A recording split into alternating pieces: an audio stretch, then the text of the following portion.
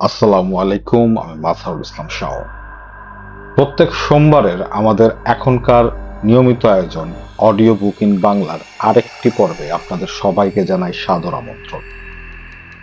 আপনারা হয়তো জানেন যে এটা আমরা নতুন একটা সেগমেন্ট চালু করেছি। প্রত্যেক সোমবার আমরা বিভিন্ন ঔপন্যাসিক লেখকের গল্প উপন্যাস, বিশেষ করে রহস্য এবং ভৌতিক ঘটনার যেসব রহস্য উপন্যাস আছে সেগুলো আমরা আমাদের লিসেনারদের পড়ে শোনাবো। তারই ধারাবাহিকতায় গত এপিসোডে অর্থাৎ গত সোমবারের এপিসোডে প্রচারিত হয়েছিল নন্দিত কথা সাহিত্যিক হুমায়ুন আহমেদের কালো জাদুকরের প্রথম পর্ব, এবং আজকে প্রচারিত হচ্ছে কালো জাদুকরের শেষ পর্ব। চলুন আমরা সরাসরি ঘটনায় চলে যাই। মবিনুদ্দিন বিছানায় শুয়ে ছটফট করতে লাগলেন। এ কি যন্ত্রণা! খাল কেটে কুমির আনেননি তো? মনে হয় এনেছেন। কুমিরের চেয়েও ভয়াবহ কিছু নিয়ে এসেছেন। অক্টোপাস নিয়ে এসেছেন। ব্যাপারটা নিয়ে তিনি সুরমার সঙ্গে আলাপ করতে চান না। জটিল ব্যাপার থেকে মেয়েদের দূরে রাখাই নিয়ম। সমস্যার শুরুতে মেয়েদের জানানো মানে সমস্যা আরো জট পাকিয়ে ফেলা। নিয়ম হচ্ছে সমস্যা শেষ হলে যেন কিছুই হয়নি এমন ভাব করে মেয়েদের জানানো। সারা রাত মমিনুদ্দিনের ঘুম হলো না। বিছানায় এপাশ ওপাশ করতে করতে ফজরের আজান শুনলেন। পাকপাখালির ডাক শুনলেন। দেখলেন সুরমা বিছানা থেকে নামছে, অজু করতে যাচ্ছে। তারও ওঠা উচিত। এমনি নামাজ কাজা করা এক জিনিস, আর আজান শুনে কাজা করা ভিন্ন জিনিস। তিনি বিছানা থেকে উঠতে পারলেন না। প্রবল ঘুমে তলিয়ে গেলেন। ঘুমের মধ্যেই বিচিত্র একটা স্বপ্ন দেখলেন। জাদুকর এবং তিনি হাঁটছেন। বনের ভেতরের পায়ে চলা পথে হাঁটছেন। ঘন বন, তবে খুব পরিচ্ছন্ন। বনের নিচে ঝোপঝাড় নেই, কার্পেটের মতো দুর্বাঘাস। বনটা খানিকটা রহস্যময়, কারণ কোনো শব্দ নেই। চারদিক শুনশান নীরবতা। বাতাসে গাছের পাতা নড়ছে না, পাখি ডাকছে না, কিছু না। তারা দুজন যে হাঁটছেন সেই হাঁটাও নিঃশব্দ হাঁটা। মবিনুদ্দিন প্রথম প্রশ্ন করলেন, আমরা কোথায় যাচ্ছি? ছেলেটা বলল, আমরা কোথাও যাচ্ছি না তো। আপনি আমাকে কিছু জরুরি প্রশ্ন করবেন বলেছিলেন, সেই জন্যই নিরিবিলি জায়গায় নিয়ে এসেছি। আপনার কি মনে হচ্ছে না জায়গাটা খুব নিরিবিলি? তুমি কে? আমি একটা গাছ। কি বললে? গাছ? জি। তুমি মানুষ না? জি না। তুমি গাছ? জি, আমি গাছ। কি গাছ? আম না কাঁঠাল, নাকি সাধারণ জংলা গাছ? আমি একটা গাছ, সেটাই বড় কথা। কি গাছ সেটা বড় কথা না।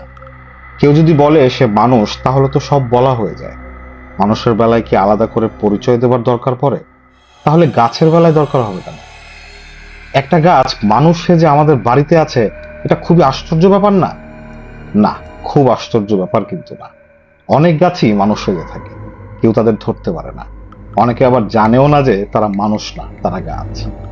ও আচ্ছা, আপনি কি আর কিছু জানতে চান? তুমি মানুষের মনের কথা বলতে পারো? তা পারি। গাছদের অনেক ক্ষমতা। গাছদের অনেক ক্ষমতা? জি।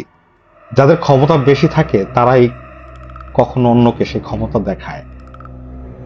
ক্ষমতা যত অল্প হয়, সেই ক্ষমতা প্রদর্শনের ইচ্ছাও তত বেশি হয়। তোমার আর কি ক্ষমতা আছে? আপনাকে বলতে চাচ্ছি না। বলতে চাচ্ছ না কেন? আমি আপনার মাথা এলোমেলো করে দিতে চাচ্ছি না। এমনিতেই আপনার মাথা যথেষ্ট এলোমেলো হয়ে আছে। স্বপ্নের এই পর্যায়ে হঠাৎ ঝড় শুরু হলো। প্রবল ঝড়। বাতাসের ঝাপটা আসছে, আর প্রকাণ্ড সব গাছ নুয়ে নুয়ে পড়ছে। আকাশ যদিও দেখা যাচ্ছে না, মমিনুদ্দিন বুঝতে পারছেন আকাশ ঘন কালো। বিদ্যুৎ চমকাচ্ছে। এতক্ষণ যে বন নিঃশব্দ ছিল, এখন তা শব্দময়। তার স্বরে পাখি ডাকছে, মটমট শব্দে গাছের ডাল ভাঙছে। ভয়াবহ অবস্থা। ঝড়ের সঙ্গে শুরু হলো বর্ষণ, ঘন বর্ষণ। এক হাত দূরের জিনিসও দেখা যায় না। তিনি ছুটতে শুরু করেছেন। ছুটে কোথায় যাবেন? যেদিকেই যান সেদিকেই বন। তিনি একই মহা বিপদে পড়লেন। এর মধ্যে মেয়ে কণ্ঠে হাসির শব্দ শোনা গেল। এই ভয়াবহ দুর্যোগে কে হাসে? কার এত আনন্দ? মবিনুদ্দিনের ঘুম ভেঙে গেল। তিনি শুনলেন সুপ্তি হাসছে। হাসতে হাসতে ভেঙে পড়ছে। তিনি বিছানায় উঠে বসলেন। সুপ্তি ঘরে ঢুকলো। এখন তার মুখে হাসি। বাবা, কি মজার একটা কাণ্ড যে হচ্ছে! ম্যাজিশিয়ান ভাইয়া উঠানে বসে দাঁত মারছিল, হঠাৎ কোত্থেকে একটা কাক এসে তার মাথায় করে দিয়েছে। হি হি হি হি। সুপ্তির হাসি আর থামেই না। মবিনুদ্দিন মেয়ের দিকে তাকিয়ে আছেন, তার স্বপ্নের ঘোর এখনো কাটেনি। নিজের মেয়েটাকেও অচেনা লাগছে। এই বিচিত্র স্বপ্ন দেখার মানে কি? স্বপ্ন স্বপ্নই, স্বপ্ন নিয়ে মাথা ঘামাতে নেই। মানুষ তার এক জীবনে কত বিচিত্র স্বপ্নই না দেখে। ছোটবেলায় তিনি একবার স্বপ্নে দেখেছিলেন শেয়ালের মতো সুচল মুখের একটা প্রাণী খুব গম্ভীর ভঙ্গিতে তার সঙ্গে কথা বলছে। কথা বলা শেষ করে সেই প্রাণীটা হাই তুলতে লাগলো। তখন ওই প্রাণীটার মা এসে বলল, এই, তুই কিছু না খেয়েই ঘুমাতে শুরু করেছিস, কিছু খেয়ে নে। অমনি প্রাণীটা তার উরুতে কামড় দিয়ে একতলা গোশত তুলে দিল। প্রচন্ড ব্যথায় তিনি জেগে উঠলেন। উরুতে কামড়ের দাগ টাগ কিছু ছিল না, কিন্তু অনেকদিন ব্যথাটা ছিল। ছোটবেলার স্বপ্নটা যেমন অর্থহীন ছিল, গত রাতের স্বপ্ন তেমন অর্থহীন। স্বপ্ন নিয়ে দুশ্চিন্তাগ্রস্ত হবার কিছু নেই। ছেলেটা অন্ধকারে দেখতে পারে, এই খটকা অবশ্য থেকেই যায়। তা সেটাও কোনো বড় ব্যাপার না। ম্যাজিকের কোনো কৌশল হবে। ভালো ম্যাজিশিয়ান ম্যাজিকের অনেক কৌশল জানে, সেও জানে। শুধু শুধু এত দুশ্চিন্তাগ্রস্ত হওয়ার কিছুই নেই। আজ ছুটির দিন, দোকান খুলতে হবে না। মবিনুদ্দিন বিশ্রাম করতে পারেন। শরীরটা তেমন ভালো যাচ্ছে না, শরীরের চেয়ে মন বেশি খারাপ। ব্যবসা পাতি হচ্ছে না, দোকান বিক্রি করে অন্য কিছু করবেন। এই বয়সে অন্য কিছু করার চিন্তা করাও তো কষ্টের। ছেলেটা বেঁচে থাকলে হতো না? এই বয়সটা নৌকায় চড়ে চারিদিকে শোভা দেখার বয়স, হাল ধরার বয়সটা। মমিনুদ্দিন নাস্তা করলেন, কিছুক্ষণ রোদে বসে রইলেন।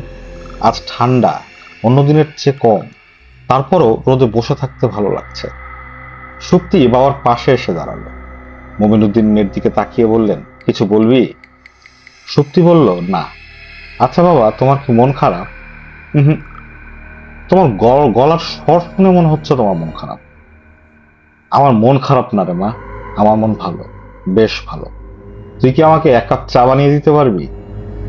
সুপ্তি বিস্মিত হয়ে বলল, অবশ্যই পারবো। সুপ্তি জানে তার বাবা চা খান না, এক সময় খুব খেতেন। বিশেষ একটা ঘটনার পর চা ছেড়ে দিলেন। সে বিশেষ ঘটনাও সে জানে। আজ হঠাৎ বাবার চা খেতে চাইবার ব্যাপারটা সে বুঝতে পারছে না। তার বাবা কি বদলে যাচ্ছেন? শুধু তার বাবা না, তারা সবাইকে একটু একটু করে বদলে যাচ্ছে না? মমিনুদ্দিন বললেন, বাবলু কোথায়? মা বাজারে পাঠিয়েছে। তোর মাকে বলিস আমি দুপুরে খাবো না। কেন খাবে না? রাহেলা আজ দুপুরে তার ওখানে খেতে বলেছে। মেয়ের বিয়ে নিয়ে কি কথাবার্তা নাকি আছে। তুই কি যাবি আমার সঙ্গে? সুপ্তি বলল, না। না কেন? চল যাই। ফুপুর বাড়িতে আমার যেতে ইচ্ছা করে না। তুমি এক কাজ করো, ম্যাজিক ভাইয়াকে নিয়ে যাও, সে ভালো মন্দ কিছু খেয়ে আসো। দিনের পর দিন বেচারা আজে বাজে খাবার খাচ্ছে। মমিনুদ্দিন কিছু বললেন না। সংসারের চিন্তাটা আবার তার মাথায় ঢুকে গেল। পোস্ট অফিসের পাস বইয়ে তার অল্প কিছু টাকা অবশিষ্ট আছে। এই টাকা শেষ হলে সব শেষ। তিনি কিভাবে সামলাবেন? বাবা, তোমার কি মন খারাপ? না, মন খারাপ না। আমি প্রায় দেখি তুমি খুব মন খারাপ করে থাকো, কোনো একটা ব্যাপার নিয়ে খুব দুশ্চিন্তা করো। ব্যাপারটা কি? কিছু না রে মা। আমি যে ফুফুর বাসায় যেতে চাচ্ছি না, এই জন্য মন খারাপ করেছ? বাবা শোনো, ওই বাড়িতে যেতে আমার ভালো লাগে না। তারা এত বড় লোক, আমরা গরিব। ফুপু ঠিক মতো আমাদের সঙ্গে কথাও বলেন না। তুমি বলতে গেলে প্রতি সপ্তাহে ওই বাড়িতে যাও, ফুপু কখনো আসে না। আমার মনে হয় তোমার এত ঘন ঘন যাওয়া উচিত না। ভাই বোনের বাড়িতে যাবে না? কি বলিস তুই? মনে করো তোর খুব টাকাওয়ালা বাড়িতে বিয়ে হলো, টুনু হয়ে গেল গরিব। সেই গরিব টুনু কি তোর বাড়িতে যাবে না? সত্যি বলল, অবশ্যই যাবে, এবং তুমিও যাবে। আর শোনো বাবা, তুমি আমার কথায় কিছু মনে করো না। আমার তো আসলে বুদ্ধি বেশি না, আমি খুবই বাচ্চা মেয়ে। মমিনুদ্দিন হাসলেন। তার ধারণা তার এই মেয়ের খুবই বুদ্ধি, শান্ত বুদ্ধি। মেয়েদের এত বুদ্ধি থাকাটা অবশ্য ঠিক না। বেশি বুদ্ধির মেয়েদের সংসারে শান্তি থাকে না। বোকা টাইপ মেয়েগুলো সুখে সংসার করে। কে জানে তার এই মেয়ের কপালে সুখের ঘর আছে কিনা। থাকার অবশ্য কোনো কারণ নেই। কার দায় পড়েছে অন্ধ মেয়েকে বিয়ে করার? রাহেলাদের বাড়িতে মমিনুদ্দিন দুপুরের আগেই পৌঁছালেন। দোতলা পাকা দালান, সামনে বাগান আছে, বাড়ির পেছনে বাঁধানো পুকুর। গত বছর পোনা ছেড়েছিল, এখন সে পোনা বড় হয়েছে, আর জাল ফেলে মাছ ধরা হচ্ছে। সবাই ভিড় করে আছে পুকুর পাড়ে। মঈনুদ্দিনও গেলেন। রাহেলা ভাইকে দেখে এগিয়ে এলো। রাহেলার মুখ ভর্তি পান, সুখী সুখী চেহারা। ভাইজান, আপনার সঙ্গে খুব জরুরি কিছু কথা আছে। বলো, কি কথা? ওইদিকে চলে যাই। এইসব কথা কারো না শোনাই ভালো। মঈনুদ্দিন শঙ্কিত ভঙ্গিতে এগিয়ে গেলেন। তার সম্পর্কে এমন কি কথা আছে যে কেউ শুনলে অসুবিধা হবে? তিনি নিতান্তই নিরামিষ মানুষ, কারো কোনো সমস্যার মধ্যে নেই। কি কথা বলতো? তোমাদের বাড়িতে নাকি একটা ছেলে থাকে? ও আচ্ছা, ম্যাজিশিয়ান ছেলেটার কথা বলছিস? হ্যাঁ, তার কথাই বলছি। পথে ম্যাজিক দেখাতো, তুমি নাকি তাকে বাড়িতে নিয়ে চলেছ। সেই ছেলে সবার সঙ্গে খাচ্ছে যাচ্ছে, ঘুরে বেড়াচ্ছে। মুমিনুদ্দিন কি বলবেন বুঝতে পারলেন না। রাহেলা তীক্ষ্ণ গলায় বলল, ভাবির যে তালের ঠিক নেই সেটা তো আমরা সবাই জানি। আপনি কেন এরকম হবেন? আপনার কেন মাথা হাওলা হবে? চেনা নাই, পরিচয় নাই, বাইরের একটা ছেলে পথে ঘাটে ম্যাজিক দেখায়, সে কিনা ভেতরের বাড়িতে ঘুরঘুর করে। ছেলেটা ভালো। কি করে বুঝলেন ছেলেটা ভালো? ভালো ফ্যামিলির ছেলে পথে ঘাটে জাদু দেখায়? আপনার বাড়িতে বড় একটা মেয়ে আছে, আছে না? বড় কোথায়, সত্যি বাচ্চা মেয়ে। ক্লাস 8-এ পড়ে মেয়ে, বাচ্চা। শুনেন ভাইজান, আমার বিয়ে হয়েছিল ক্লাস 8-এ পড়ার সময়। ও ভাইজান, ঘটনা শুনে আমি খুবই বিরক্ত হয়েছি। ছি ছি ছি, কি কাণ্ড! পথের একটা ছেলে ভেতর বাড়িতে ঘুরঘুর করছে। একটা বদনাম যদি রটে যায়, উপায় আছে? আপনি আজই ছেলেকে বিদায় করবেন। আচ্ছা, দেখি দেখি না ভাইজান, আপনি বাড়িতে যান, ছেলেকে বলেন পথ দেখ, আর লক্ষ্য রাখবেন যে সে যেন আর ফিরে না আসে। ছেলে যে সারাদিন ভেতরের বাড়িতে বসে থাকে, সে করে কি? ভাবিকে ম্যাজিক শিখায়? সারাদিন ভেতর বাড়িতে থাকে না, আমার সঙ্গে দোকানে গিয়ে বসে। তাহলে তো ঘটনা আছে। আপনার দোকানের পয়সা করে নিশ্চয়ই মেরে সাফ করেছে। আপনি যেরকম মানুষ কিছুই বুঝতে পারছেন না। আপনার চোখের সামনে দিয়ে হাতি গেলেও তো আপনি দেখবেন না। তুই যতটা অস্থির হচ্ছিস তত অস্থির হবার মতো কিছু না। বাইরের একটা ছেলেও তো ঘরের ছেলের মতো হতে পারে না? ভাইজান শুনেন, 3 দিন ঘরে থেকে যদি কেউ ঘরের মানুষ হয়ে যায়, তখন বুঝতে হবে সমস্যা আছে, বিরাট সমস্যা। আপনি আজই ওই ছেলেকে বাড়ি থেকে বের করে দেবেন। আপনি নিজে বলতে না পারেন, আমি বকুলের বাবাকে বলে দিচ্ছি, সন্ধ্যার পর যাবে, ওই হারামজাদাকে কানে ধরে বের করে দেবে। তার দরকার নেই। আপনি নিজে যদি তাকে বের না করেন, আমি অবশ্যই বকুলের বাবাকে পাঠাবো। মঈনুদ্দিন দীর্ঘ নিঃশ্বাস ফেললেন। রাহেলা মনে হচ্ছে এই সামান্য ব্যাপার নিয়ে ভালো ঝামেলা করবে। বকুলের বাবা আব্দুল মজিদ মানুষটা ছোটখাটো এবং অত্যন্ত মিষ্টভাষী হলেও কঠিন লোক। তিনি নিজ থেকে তাকে খুবই অপছন্দ করেন। মাঝে মাঝে তার মনে হয়, রাহেলা যদি এই মানুষটার সঙ্গে বিয়ে না হতো, তার জীবনটা অনেক সুখের হতো। বস্তা বস্তা টাকা থাকলেই কিছু হয় না। টাকার প্রয়োজন অবশ্যই আছে, কিন্তু বস্তা বস্তা টাকার দরকার নেই। ভাইজান বল, বকুলের বাবা তোমাকে কি যেন বলবে, যাবার আগে শুনে যাও। আচ্ছা। মমিনুদ্দিনের অস্বস্তি লাগছে। আব্দুল মজিদের সঙ্গে কথা বলে তিনি কখনোই স্বস্তি বোধ করেন না। যদিও আব্দুল মজিদের ভদ্রতা এবং বিনয় তুলনাহীন। এই বিনয় এবং ভদ্রতার পেছনে কিছু একটা থাকে যা অসহনীয়। আব্দুল মজিদ মমিনুদ্দিনকে দেখেই পা ছুঁয়ে সালাম করলো, হাসি মুখে বলল, ভাইজান ভালো আছেন? মমিনুদ্দিন শুকনো গলায় বললেন, ভালো। আপনার স্বাস্থ্য খারাপ হয়ে যাচ্ছে ভাইজান, স্বাস্থ্যের যত্ন নেওয়া দরকার। জোয়ান বয়সে স্বাস্থ্য ভাঙলে সামাল দেওয়া যায়, শেষ বয়সে স্বাস্থ্য ভাঙলে আর সামাল দেওয়া যায় না। তা ঠিক। তুমি নাকি কি বলবে আমাকে? আব্দুল মজিদ বিনয়ে প্রায় ছোট হয়ে গিয়ে বলল, মেয়ের বিয়ে তো ভাইজান একটু অসুবিধার মধ্যে পড়ে গেছি। 3-4টা বিলাটকা, আপনার টাকাটা যদি পেতাম খুবই ভালো হতো। মমিনুদ্দিন মনে মনে দীর্ঘ নিঃশ্বাস ফেললেন। বছর 4 আগে দোকান কেনার সময় আব্দুল মজিদের কাছ থেকে 1 লক্ষ টাকা ধার নিয়েছিলেন। এই ধার শোধ করতে পারেননি। আপনাকে বলতেও লজ্জা লাগছে, কি যে অসুবিধায় পড়েছি। এতদিন ধরে কন্ট্রাক্টারি করছি, এমন অসুবিধায় পড়িনি। আগামী বুধবার নাগাদ কি টাকাটা পাওয়া যাবে ভাইজান? মমিনুদ্দিন চুপ করে রইলেন। আব্দুল মজিদ বলল, আপাতত আপনি টাকাটা দেন, পরে প্রয়োজন বোধে আবার নিবেন। আমার কোনো উপায় নেই ভাইজান, টাকার ব্যবস্থা আপনাকে করাই লাগবে। মমিনুদ্দিন নিজের অজান্তেই বললেন, আচ্ছা। আব্দুল মজিদ বলল, রাহেলের কাছে শুনেছি একটা ছেলে নাকি আপনার বাড়িতে ঢুকে পড়েছে। দরকার মনে করলে আমাকে বলবেন, শুয়োরের বাচ্চাকে মেরে তক্তা বানিয়ে ফেলবো। ফাইজলামির জায়গা পায় না। শুধু শুধু মেরে তক্তা বানাবে কেন? এটা কি ধরনের কথা? ঝামেলা করলে একটু বলবেন, না মেরেও অনেক কিছু করা যায়। তোমাকে কিছু করতে হবে না, যা করার আমিই করব। ঠিক আছে ভাইজান, অসুবিধা হলে আমাকে খবর দেবেন।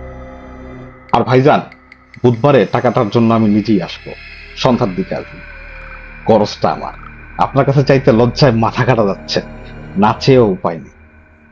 মমিনুদ্দিন খুব মন খারাপ করে ফেললেন। খালি হাতে ফিরলেন না। আব্দুল মজিদ পুকুর থেকে মার দুটো সিলভার কাপ মাছ সঙ্গে দিয়ে দিয়েছেন। মাগরিবের নামাজ শেষ করে মমিনুদ্দিন শোবার ঘরে চুপচাপ বসে আছেন। আজও ইলেকট্রিসিটি চলে গেছে। ঘর অন্ধকার, মেঝেতে হারিকেন জ্বলছে। সুরমা বাটিতে করে ভাজা মুড়ি নিয়ে ঢুকলেন। মমিনুদ্দিন বললেন, মুড়ি খাবো না। সুরমা বললেন, তোমার কি শরীর খারাপ করেছে? তখন থেকে চুপচাপ বসে আছো। মমিনুদ্দিন জবাব দিলেন না। সুরমা বললেন, বোনের বাড়িতে কি হলো? বকুলের বিয়ে নিয়ে নতুন কোনো কথা হয়েছে? না। ওরা খুব খুশি না? হুম। এরকম মুখ শুকনা করে বসে আছো কেন? ব্যাপারটা কি বলো তো? কোনো ব্যাপার না, আমার ভালো লাগছে না। রাহেলা কি তোমাকে কিছু বলেছে? না, সে কি আর বলবে। মনে হচ্ছে তুমি কোনো কিছু নিয়ে খুব দুশ্চিন্তা করছো। কি নিয়ে দুশ্চিন্তা? কোনো কিছু নিয়ে দুশ্চিন্তা না, এমনি শরীর ভালো লাগছে না। আচ্ছা সুরমা, শোনো, ম্যাজিশিয়ান ছেলেটাকে এখান থেকে চলে যেতে বললে কেমন হয়? সুরমা বিস্মিত হয়ে বললেন, ওকে চলে যেতে বলবো কেন? অনেক দিন তো হয়ে গেল, এখন সে তার বাড়ি ঘর, সেখানে যায়। তার কি ঘর বাড়ি আছে নাকি? সে কোথায় যাবে? যাবেটা কোথায়? আগে যেখানে ছিল সেখানে যাবে। সারা জীবন তো আর আমরা একটা মানুষকে পালতে পারি না, তাই না? তুমি খুবই আজগুবি কথা বলছো। একটা অসহায় ছেলে যাবার জায়গা নেই, সে তোমার কয়টা ভাত খাচ্ছে? তুমি কি তাকে পোলাও কোরমা খাওয়াচ্ছ? না, তা না। তা না হলে তো কি? ওকে নিয়ে তোমার সমস্যাটা কি? বাইরের একটা ছেলে ঘরে পড়ে আছে, লোকজন নানা কথা বলা বলি করে। সেই লোকজনটাকে তোমার বোন? হ্যাঁ, সে বলছিল। কে বলছিল ওকে বিদায় করে দিতে? হুম। আমার সংসারে কে থাকবে না থাকবে সেটা আমি দেখব। তার সংসার নিয়ে তো আমি চিন্তা করি না। সে কেন আমার সংসার নিয়ে মাথা ঘামাবে? আচ্ছা, আমি টুনুর ঘরটা ওকে খুলে দিয়েছি, এখন থেকে ওই ঘরেই সে থাকবে। মমিনুদ্দিন স্ত্রীর দিকে তাকালেন, কিছু বলতে গিয়েও বললেন না। টুনুর মৃত্যুর পর তার ঘর তালাবদ্ধ ছিল। সুরমা বলেছিলেন তিনি কোনোদিনই এই ঘরের তালা খুলবেন না। এই ঘরের তালা সারা জীবন বন্ধ থাকবে। সেই তালা খোলা হয়েছে। মমিনুদ্দিন বললেন, ছেলেটাকে তুমি খুব পছন্দ করো? হ্যাঁ, করি। তাতে অসুবিধাটা কি? একটা মানুষ আরেকটা মানুষকে পছন্দ করতে পারে না? আগে যে বলতে ছেলেটা মানুষ না জিন, এখন আর তা বলো না। কি ধরনের কথা তোমার? শুধু শুধু একটা ছেলেকে আমি জিন বলবো কেন? আমার কি মাথাটা খারাপ হয়েছে? না, তোমার মাথা ঠিকই আছে। সুরমা বললেন, তুমি আমার সঙ্গে এসো, একটা জিনিস দেখে যাও। কি দেখবো? সত্যি ম্যাজিশিয়ান ছেলেটার ঘর কি সুন্দর করে সাজিয়েছে, দেখে যাও। আমি ঘরে ঢুকে অবাক হয়েছি। মন লাগিয়ে কাজ করলে সত্যি ঘরের কাজ ভালো করে। এসে দেখে যাও। এখন না, পরে দেখবো। সুপ্তির হাসির শব্দ শোনা যাচ্ছে। মনে হচ্ছে তার মনে খুব আনন্দ। এত আনন্দ ভালো না, যত আনন্দ তত দুঃখ। এই জন্যই যাদের জীবনে আনন্দের ভাগ কম, তাদের জীবনে দুঃখও কম। এটা বোধহয় ঠিক না। তার জীবনে আনন্দ নেই বললেই চলে, অথচ দুঃখ তো তাই বলে কম না। বুধবারের মধ্যে 1,00,000 টাকা জোগাড় করতে হবে। কোথায় পাবেন এত টাকা? সুপ্তি হাসছে। মমিনুদ্দিন মেয়ের হাসি শুনছেন। ম্যাজিশিয়ান ছেলেটাকে বিদায় করে দিলে তার এই মেয়েটা সবচেয়ে বেশি কষ্ট পাবে। তার এই মেয়েটা দুঃখী, তার দুঃখের কোনো সীমা নেই। অন্য কেউ তা জানুক বা না জানুক, তিনি জানেন। তার এই মেয়েটা যখন গভীর আনন্দ নিয়ে ম্যাজিশিয়ান ছেলেটার সঙ্গে কথা বলে, তখন তার ভালো লাগে। আহা, মেয়েটা আনন্দে থাকুক। আনন্দ মেয়েটার জন্য খুব দরকার। সুপ্তির সঙ্গে টুনুর ভাবটা সবচেয়ে বেশি। সে একটা বিকট চিৎকার দেবে, ম্যাজিক ভাইয়া, ও ম্যাজিক ভাইয়া। ম্যাজিক ভাইয়া ঘর থেকে হাসি মুখে বের হবে। সুপ্তি তাকে দেখে হড়বড় করে বলবে, আজ স্কুলে কি হয়েছে শুনে যান। শুনলে আপনার দম বন্ধ হয়ে যাবে। দারুণ একটা ঘটনা ঘটেছে। জিওগ্রাফি মিসের কথা আপনাকে বলেছি না, খুব রাগী। আমাদের হেডমিস্ট্রেস আপা পর্যন্ত তাকে ভয় পায়। এই মিস আজকে চেয়ার ভেঙে হুড়মুড় করে পড়ে গেছেন। আমাদের হাসি আসছে, কিন্তু আমরা হাসতে পারছি না, ভয় কাঠ হয়ে আছি। তখন কি হলো জানেন? কেউ হাসলো না। আমাদের ফার্স্ট গার্ল সাদেকা হঠাৎ খিলখিল করে হেসে ফেললো। সেই হাসি আর থামেই না। জিওগ্রাফি আপা অবাক হয়ে তাকিয়ে রইলেন। তিনি চিন্তাও করতে পারেননি সাদেকা হাসতে পারে। এই হলো সুপ্তির রোজকার রুটিন। প্রতিদিনই তাদের স্কুলের মজার মজার কিছু ঘটনা স্কুল থেকে ফিরেই সে সব মজার ঘটনা ম্যাজিক ভাইয়াকে না শোনানো পর্যন্ত সুপ্তির শান্তি নেই। আগে সুপ্তিকে পড়াতেন মমিনুদ্দিন। সুপ্তি গালে হাত দিয়ে চেয়ারে বসে থাকতো, মমিনুদ্দিন তার বইগুলো পড়তেন। একবার, দুবার, তিনবার। সুপ্তি তৃতীয়বারের সময় বলতো, বাবা আর লাগবে না, হয়েছে, এখন তুমি আমার হাতের লেখা দেখো। হাতের লেখাগুলো কি এখনো বড় বড়? এর চেয়ে ছোট তো করতে পারি না, এর চেয়ে ছোট করলে কেউ পড়তে পারবে না। এখন সুপ্তির পড়ার ধরন বদলেছে। মমিনুদ্দিনের স্থান নিয়েছে ম্যাজিশিয়ান। সে পড়ে, সুপ্তি গালে হাত দিয়ে শোনে এবং পড়ার মাঝখানে বলে, চুক্কু আবার পড়ে। আমি আসলে আপনার পড়া শুনছিলাম না, অন্য কিছু ভাবছিলাম। কি ভাবছিলে? তা বলা যাবে না। বলা যাবে না কেন? বলা যাবে না কারণ আমি যদি বলি তাহলে আপনি একটু মন খারাপ হবে, আপনার একটু মন খারাপ হবে। আমি আপনার মন খারাপ করতে চাই না। শুধু আপনার কেন, কারোই মন খারাপ করতে চাই না। তুমি বলো, আমার মন খারাপ হবে না? ম্যাজিক ভাইয়া, আপনি যদিও খুব হাসি খুশি থাকেন, তারপরও আমার কিন্তু মন খারাপ হয়। আমি সারাদিন হাসি খুশি থাকলেও আমার মন খারাপ হয়, ভয়ঙ্কর মন খারাপ থাকে। প্রতি রাতে ঘুমাবার আগে আমি কাঁদি। ও আচ্ছা, কেন কাঁদি জানেন? কাঁদি কারণ আমার অনেক কিছু জানতে ইচ্ছা করে, বুঝতে ইচ্ছা করে, কিন্তু পারি না। হাজার চেষ্টা করেও পারি না। আমাদের ক্লাসে একটা মেয়ে আছে, হিন্দু মেয়ে, নাম অর্চনা। সবাই বলে সে নাকি পরীর মতো সুন্দর। আরেকটা মেয়ে আছে, নাম কামরুন্নেসা। সবাই আড়ালে কামরুন্নেসাকে ডাকে মিকি মাউস। তার চেহারা নাকি ইঁদুরের মতো। আমি ওদের দুজনের মুখের উপর হাত বুলিয়েছি, দুজনকে আমার একই রকম লেগেছে। সব মানুষই তো একই রকম, মোটেই একই রকম না। কেউ সুন্দর, কেউ অসুন্দর। সেই সুন্দর অসুন্দরটাই বুঝতে পারি না। আমার খুব কষ্ট হয়। কেউ কালো, কেউ ফর্সা। কালো ফর্সা কি? আচ্ছা থাক, অনেক বকবক করলাম, এখন পড়া শুরু করুন। পড়া শুরু করলে আগে বলুন, আপনাকে যেসব কথা বললাম সেসব কথা বাবাকে বা মাকে বলবেন না। বলবো না। এইভাবে বললে হবে না, বিদ্যা ছুঁয়ে বলুন, জ্যামিতি বইটা ছুঁয়ে বলুন। জ্যামিতি বই ছুঁয়ে শপথ করলে কি হবে? আপনার আর জ্যামিতি শেখা হবে না।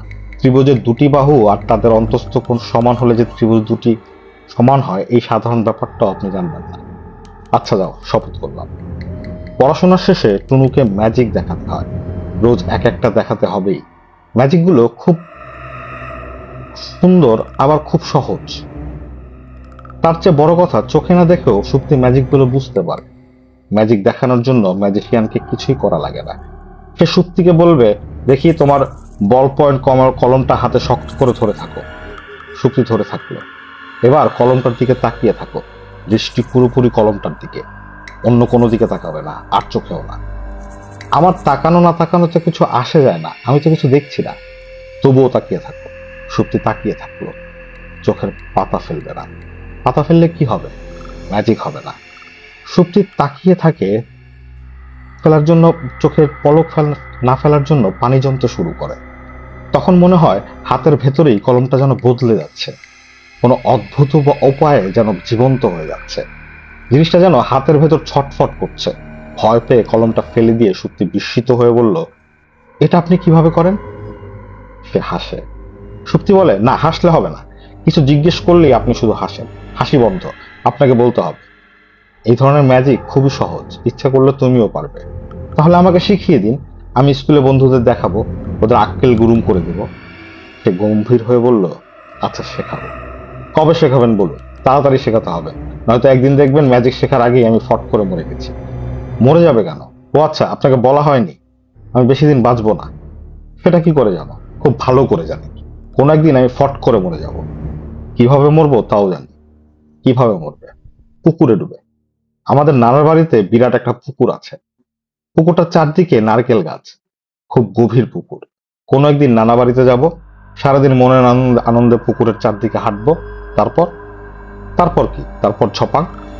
ঝপাং মানে আমি লাফ দিয়ে পুকুরে পড়ে যাব। আর উঠবো না, কারণ আমি সাঁতার জানি না। এটা তুমি ঠিক করে ফেলেছ? হুম, অনেক আগেই ঠিক করে রেখেছিলাম। শুধু একজনকে বলেছিলাম, ভাইয়াকে। আর এখন বললাম আপনাকে। আপনি বোধহয় আমার কথা বিশ্বাস করেননি, তাই না? ম্যাজিশিয়ান কিছু বলল না। সুপ্তি নিঃশ্বাস ফেলে বলল, ভাইয়াও বিশ্বাস করেনি। ভাইয়ার সঙ্গে আসলে আপনার অনেক মিল। বিশ্বাস না করলে নাই। এইসব আলাপ করতে ভালো লাগছে না, অন্য কোনো আলাপ করুন। আচ্ছা বলুন তো, পৃথিবীর সবচেয়ে বড় ম্যাজিশিয়ান কে ছিলেন? আপনার কি ধারণা? পিসি সরকার? হয়নি, মার্লিন। ইংল্যান্ডের রাজা কিং আর্থারের সভাতে উনি ছিলেন একজন সভাসদ। তার মতো বড় ম্যাজিশিয়ান এই পৃথিবীতে হয়নি, কোনোদিন হবেও না। তোমাকে কে বলেছে? আমাদের জিওগ্রাফি ম্যাডাম। উনি যেমন রাগী তেমনই জ্ঞানী। আমার ধারণা এই পৃথিবীতে সবচেয়ে বড় ম্যাজিশিয়ান হলো গাছ। গাছ? হ্যাঁ, গাছের মতো ম্যাজিক আর কেউ জানে না। এদের ম্যাজিক তুলনাহীন। বাবা যে বলে আপনার মাথা খারাপ, ঠিকই বলে। আপনার মাথা পুরোপুরি মাঝকান্দা। মাঝকান্দা মানে কি? খুব বেশি মাথা খারাপ? হুম। মাঝকান্দা মানে হলো চিকিৎসার অতীত মাথা খারাপ। দিন কান্দা মানে চিকিৎসা করলে যা সারবে। মাথা খারাপ হোক আর যাই হোক, আপনাকে কিন্তু আমি খুব পছন্দ করি। এটা কি আপনি জানেন? জানি। কতটা পছন্দ করি তাও কি আপনি জানেন? হ্যাঁ, তাও জানি। আপনি নিশ্চয়ই আমাকে পছন্দ করেন, করেন না? হ্যাঁ, করি। কতটুকু পছন্দ করেন? আমার পছন্দের ধরনটা আবার অন্যরকম। আমি সব মানুষকে একই রকম পছন্দ করি। তার মানে কি, আমাকে যতটা পছন্দ করেন রাস্তার একটা ফকিন্নিকেও ততটা পছন্দ করেন? হ্যাঁ। আপনি এরকম কেন? আমি এরকম কারণ আমি ঠিক মানুষ না। মানুষ না তাহলে আপনি কি? আমি আসলে গাছ। এই পৃথিবীতে কিছু মানুষ আছে যারা আসলে মানুষ না, গাছ। তাদের জীবনযাপন প্রণালী মানুষের মতো, তবে তবে কি? থাক, তুমি বুঝবে না। আমি ঠিকই বুঝেছি, আপনি একজন 49+49, ডাবল 49। সুপ্তি খিলখিল করে হাসছে। ম্যাজিশিয়ান ছেলেটাও হাসছে। সুপ্তি হাসি থামিয়ে বলল, আপনি ভাইয়ার মতো ডাবল 49। সেও কি বলতো সে গাছ? না, তা বলতো না। তবে সারাক্ষণ হাসলে লোকে পাগল বলবে না? একবার কি হয়েছে শুনুন। বাবা রাগ করে ঠাস করে তার গালে চড় মেরেছে। সে চড় খেয়ে হাসতে হাসতে গড়িয়ে পড়ছে। কেন বলুন তো? বলতে পারছি না। কারণ চরের শব্দ হলো ঠাস, কিন্তু বাবার চরের শব্দটা নাকি ছিল ধরাম, দরজা বন্ধ করার মতো শব্দ। এই জন্য হাসছিল। তোমার ভাইয়া তো খুব মজার মানুষ ছিলেন। মোটেই মজার মানুষ ছিল না। ভাইয়া ছিল ডাবল 49, মাত্তান্ডা ভাই। ম্যাজিশিয়ান সুপ্তির দিকে তাকিয়ে আছে। সুপ্তি মাথা ঝাঁকিয়ে বলল, আচ্ছা বাদ দিন তো, এই নিয়ে কথা বলতে আমার ভালো লাগছে না। অন্য কিছু নিয়ে কথা বলবো। আচ্ছা, আমি একটা ছড়া বলছি, মন দিয়ে ছড়াটা শুনি। গুণধর ছেলে সে মায়ের আদর, খেলতো না হাসতো না নামটি সাগর। তনু তার কৃষকায় মুক্তি করুন, ছেলেটা কি খেত আপনি বলুন। কি বলতে পারবেন? সাগর নামের ছেলেটা কি খেত? না, বলতে পারছি না। ছড়ার প্রতিটি লাইনের প্রথম অক্ষরটা আলাদা করুন, তাহলেই বুঝতে পারবেন সাগরের প্রিয় খাদ্য কি। হি হি হি হি। সুপ্তি হাসছে। ম্যাজিশিয়ান তার দিকে তাকিয়ে আছে। আজ বুধবার মমিনুদ্দিন তার দোকান বিক্রি করে দিয়েছেন। 2,10,000 টাকা পেয়েছেন। তাড়াহুড়ো করে বিক্রি করতে হলো, খোঁজ খবর করে বিক্রি করতে পারলে আরো বেশি পেতেন। পুরো ব্যাপারটা করতে হয়েছে গোপনে। সুরমা সুপ্তি কেউ জানে না, ইচ্ছা করেই জানাননি। তারা খুব মন খারাপ করত। বিক্রি না করে উপায়ও ছিল না। বুধবার সন্ধ্যায় আব্দুল মজিদ চলে আসবে। ভদ্র এবং বিনয়ী গলায় বলবে, ভাইজান টাকাটা। আপনাকে তো বলেছিলাম খুব দরকার। মমিনুদ্দিন জানেন টাকার তার কোনো দরকার নেই। মেয়ের বিয়ের অজুহাত তৈরি হয়েছে, অনেকদিন পর চাপ দেবার সুযোগ পাওয়া গেছে। আব্দুল মজিদ কখনোই কোনো সুযোগ ছাড়ে না। এই সুযোগ কেন ছাড়বে? তার উচিত ছিল টাকাটা দিয়ে দেওয়া। তিনি পারেননি। এখন পারছেন না। এখনো পারছেন না, কিন্তু এখন আর গত্যন্তর ছিল না। কেউ দোকান বিক্রির খবর জানে না, কিন্তু মবিনুদ্দিনের ধারণা ম্যাজিশিয়ান ছেলেটা জানে, খুব ভালো করেই জানে। সকালে তিনি দলিল রেজিস্ট্রির জন্য যখন যাচ্ছিলেন, সে বলল, কোথায় যান? তিনি বললেন, দোকানে। এটা মিথ্যা কথা। তিনি যাচ্ছিলেন সাব রেজিস্ট্রার অফিসে। ছেলেটি কেমন করে জানি হাসলো, তারপর বলল, আমি সঙ্গে আসব? তিনি বললেন, না। সঙ্গে নিয়ে এলে ভালো হতো। এতগুলো টাকা নিয়ে বাড়ি ফেরা, আজকাল 100-200 টাকার জন্য মানুষ খুন হয়, তার সঙ্গে থাকবে 2,10,000 টাকা। তিনি কাউকে সঙ্গে নিলেন না, একাই সাব রেজিস্ট্রি অফিসে গেলেন। দোকান বিক্রি করলেন। অনেক শখ করে দোকান দিয়েছিলেন। সুখে দুঃখে এই দোকান তার সঙ্গী ছিল। শোরুমের পেছনের ছোট্ট ঘরটিতে চৌকি পাতা, চৌকিতে বিছানা। মাঝে মাঝে তিনি রাতে দোকানে এসে ঘুমাতেন। সুরমার সঙ্গে রাগারাগি করে দোকানে চলে যেতেন। অনেক রাতে টুনু টর্চ লাইট নিয়ে আসতো, গম্ভীর গলায় বলতো, বাবা ঘরে চলো। তিনি কথা বাড়াতেন না, সঙ্গে সঙ্গে রওনা দিতেন। বেচারা এত দূর একা একা এসেছে। তার রাগ করে ঘুমাতে আসার ঘরটা আর থাকলো না। সুরমাকে ব্যাপারটা কিভাবে বলবেন বুঝতে পারছেন না। কেউ একজন থাকলে ভালো হতো। ছেলেটা যদি বেঁচে থাকতো, টুনু বেঁচে থাকলে তার কোনো সমস্যাই হতো না। তিনি গম্ভীর ভঙ্গিতে ছেলেকে বলতেন, মেরে বেটা, বিরাট সমস্যায় পড়েছি, দোকান বিক্রি করে দিয়েছি, এই নে, এখানে 2,10,000 টাকা আছে। তোর ফুফা সন্ধ্যাবেলা আসবে, তাকে 1,00,000 টাকা দিয়ে দিবি।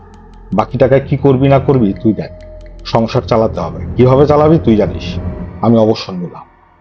5টা টাকা দিয়ে চায়ের স্টলের থেকে চা খেয়ে আসি। চায়ের স্টলের চা মজাই অন্যরকম। সকাল 11টার মধ্যে দলিল রেজিস্ট্রি হয়ে গেল। তিনি পাঞ্জাবির পকেটে টাকা নিয়ে বিমর্ষ মুখে দাঁড়িয়ে রইলেন। তার বাড়ি ফিরতে ইচ্ছা করছে না। ইচ্ছা করছে শহরের পথে পথে হাঁটতে। এতগুলো টাকা পকেটে নিয়ে পথে পথে হাঁটা সম্ভব না। তিনি ঠিক করলেন তার দোকানে যাবেন। তার পুরনো ঘরে দুপুরটা শুয়ে থাকবেন, শেষবারের মতো শুয়ে থাকবেন। বিকেলে বাড়ি ফিরবেন। আব্দুল মজিদকে টাকাটা দিয়ে দেওয়ার পর সুরমাকে সব খুলে বলতেন। বিউটি বুকের নতুন মালিক শেষবারের মতো তাকে কিছুক্ষণ তার পুরনো জায়গায় শুয়ে থাকতে দিতে নিশ্চয়ই আপত্তি করবে না। বাড়ি ফেরার পথে নিধু সাহার কাপড়ের দোকান থেকে সুপ্তির জন্য একটা শাড়ি কিনে ফেলবেন। মেয়েটার শাড়ির শখ। জীবনে প্রথম শাড়ি পরা মেয়েদের জন্য বিরাট একটা ঘটনা। সে ঘটনা আজ রাতেই ঘটুক। দুঃখের দিনেও তো একটা আনন্দময় ঘটনা ঘটতে পারে। সুপ্তির স্কুল 2টার সময় ছুটি হয়। মমিনুদ্দিন স্কুলের গেটে দাঁড়িয়ে আছেন। মেয়েকে নিয়ে রিক্সায় করে বাড়িতে ফেরে। দিন 10 হলো রিক্সায় করে ফিরছেন না, হেঁটে ফিরছেন। সুপ্তিকে বলেছেন পৃথিবীর সর্বশ্রেষ্ঠ এক্সারসাইজ হচ্ছে হাঁটা। যারা দিনে একবার 1 ঘন্টা করে হাঁটে তাদের কোনো অসুখ বিসুখ হয় না। ফকিন্নিদের দেখ, খেতে পায় না বললেই চলে, এদের স্বাস্থ্য কিন্তু খারাপ না, অসুখ বিসুখও কম হয়। ঠিক বলছি না? সুপ্তি হাসি চাপতে চাপতে বলল, ঠিক আছে, কাজেই আমি ঠিক করেছি তোকে হেঁটে স্কুলে আনবো। আবার আমরা ফেরত যাব হাঁটতে হাঁটতে। ঠিক আছে না রে মা? ঠিক আছে। হাঁটতে কষ্ট হবে না তো? মোটেই কষ্ট হবে না। সুপ্তির হাঁটতে কষ্ট হয় না, বরং ভালোই লাগে। রাস্তাঘাট চেনা হয়ে যায়। স্কুল গেট থেকে কিছু দূর গেলেই চামড়ার গন্ধ পাওয়া যায়। তার মানে বড় রাস্তা এসে পড়েছে। বড় রাস্তার ঢোকার মুখেই সুটকেসের দোকান, চামড়ার গন্ধ। এই গন্ধটা আসে সুটকেসের দোকান থেকে। দোকানটাকে বাদিকে রেখে তারা এগুতে থাকে। যখন ভক করে নাকে মুখে তীব্র পচা গন্ধ ঢোকে তখন রাস্তা ক্রস করে ওই পারে যেতে হয়। তীব্র গন্ধটা আসে ডাস্টবিন থেকে। রাস্তা পার হওয়ার পর অল্প একটু যাওয়ার পর গলিতে ঢুকতে হয়। গলিটা হচ্ছে না সহজ। গলির মুখে চায়ের দোকান। চা বানানোর টুংটাং শব্দ আসছে, চা পাতার মিষ্টি গন্ধ আসছে। মঈনুদ্দিন বলেন, হাত ধরে হাঁট মা, হাত না ধরলে হাঁটছিস কিভাবে? সুপ্তি বলে, তুমি আমাকে নিয়ে চিন্তা করো না তো বাবা, তুমি আমার আগে আগে যাও, আমি তোমার পেছনে আসছি, কোনো সমস্যা নেই। এখানে একটা ম্যানহোল আছে, আমি জানি ম্যানহোল আছে। ম্যানহোল থেকে গন্ধ আসছে, আমি গন্ধ পাচ্ছি। বাবার হাত ধরতে অসুবিধাটা কি? কোনো অসুবিধা নেই, আমি একা একা যেতে পারছি। তুই বড়ই আশ্চর্য, তুমিই বড় আশ্চর্য বাবা। আজ সত্যির স্কুল ছুটি হয়ে গেল 12টায়। এটা কোনো সমস্যা নয়, 2 ঘন্টা বসে থাকলেই বাবা চলে আসবে। কিন্তু সে যদি হেডমিস্ট্রেস আপাকে বলে, তাহলে আপা তাকে বাড়ি পাঠাবার ব্যবস্থা করবেন, দপ্তরিকে সঙ্গে দিয়ে দেবেন, কিংবা আপনার কেউ বাড়িতে যাবার পথে নামিয়ে দিয়ে যেতে পারেন। এরকম আগেও হয়েছে। সুপ্তি 8 ঘন্টার মতো ক্লাসেই বসে রইল। মেয়েরা সব চলে গেছে, ক্লাস ফাঁকা। হঠাৎ তার মনে হলো একা একা বাড়ির দিকে রওনা হলে কেমন হয়। সে নিশ্চিত যে সে যেতে পারবে, তার কোনো সমস্যাই হবে না। এবং তার তো এটাই করা উচিত। সারা জীবন কি কেউ তাকে সঙ্গে নিয়ে হাঁটবে, রাস্তা পার করিয়ে দেবে? সুপ্তি স্কুল গেটের কাছে এসে দাঁড়ালো। তার একটু ভয় ভয় লাগছিল, যদিও সে জানে ভয়ের কিছুই নেই। ভয় পেলেই ভয়। জিওগ্রাফি আপা প্রায় বলেন, বনের বাঘে খায় না, মনের বাঘে খায়।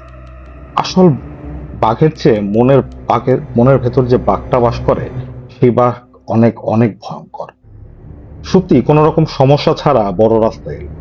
রাস্তা পার হলো, চায়ের দোকান পার হয়ে গলিতে ঢুকে পড়লো। এই সময় একটা সমস্যা। হুড়মুড় করে সাইকেল নিয়ে কে একজন তার গায়ে উঠে পড়লো। সুপ্তির হাত থেকে বই খাতা ছিটকে পড়ে গেল। সাইকেলওয়ালাও তার সঙ্গে পড়ে গিয়েছে এবং সে মনে হয় ভালোই ব্যথা পেয়েছে।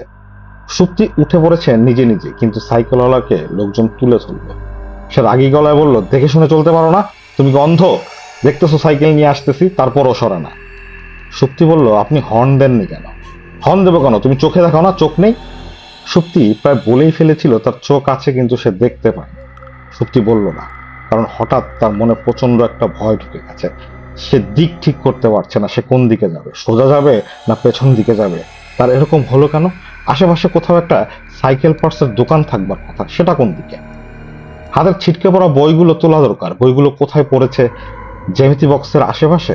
জ্যামিতি বক্স কোথায় পড়েছে সে জানে, পড়ার শব্দ শুনেছে, বইগুলো শব্দ করেই পড়েছে। তবে অনেকগুলো বই, বই পড়ে যাওয়ার শব্দ একরকম, জ্যামিতি বক্সের শব্দ আলাদা। সুপ্তি নিচু হয়ে জ্যামিতি বক্স তুলল, বই তোলার জন্য এদিক ওদিক হাত দিচ্ছে। অমনি একজন বলল, এই মেয়ে আন্ধা। সুপ্তির শরীর শক্ত হয়ে গেল। বই না তুলেই সে উঠে দাঁড়ালো। সুপ্তি লক্ষ্য করলো অনেকদিন পর তার চোখে পানি এসে যাচ্ছে। এতগুলো লোকের সামনে কেঁদে ফেললে সমস্যা হবে। মনে হচ্ছে সত্যি চোখে পানি এসে যাবে। যে করেই হোক চোখের পানি আটকাতে হবে। ও আল্লাহ, সত্যি চোখে দেখে না।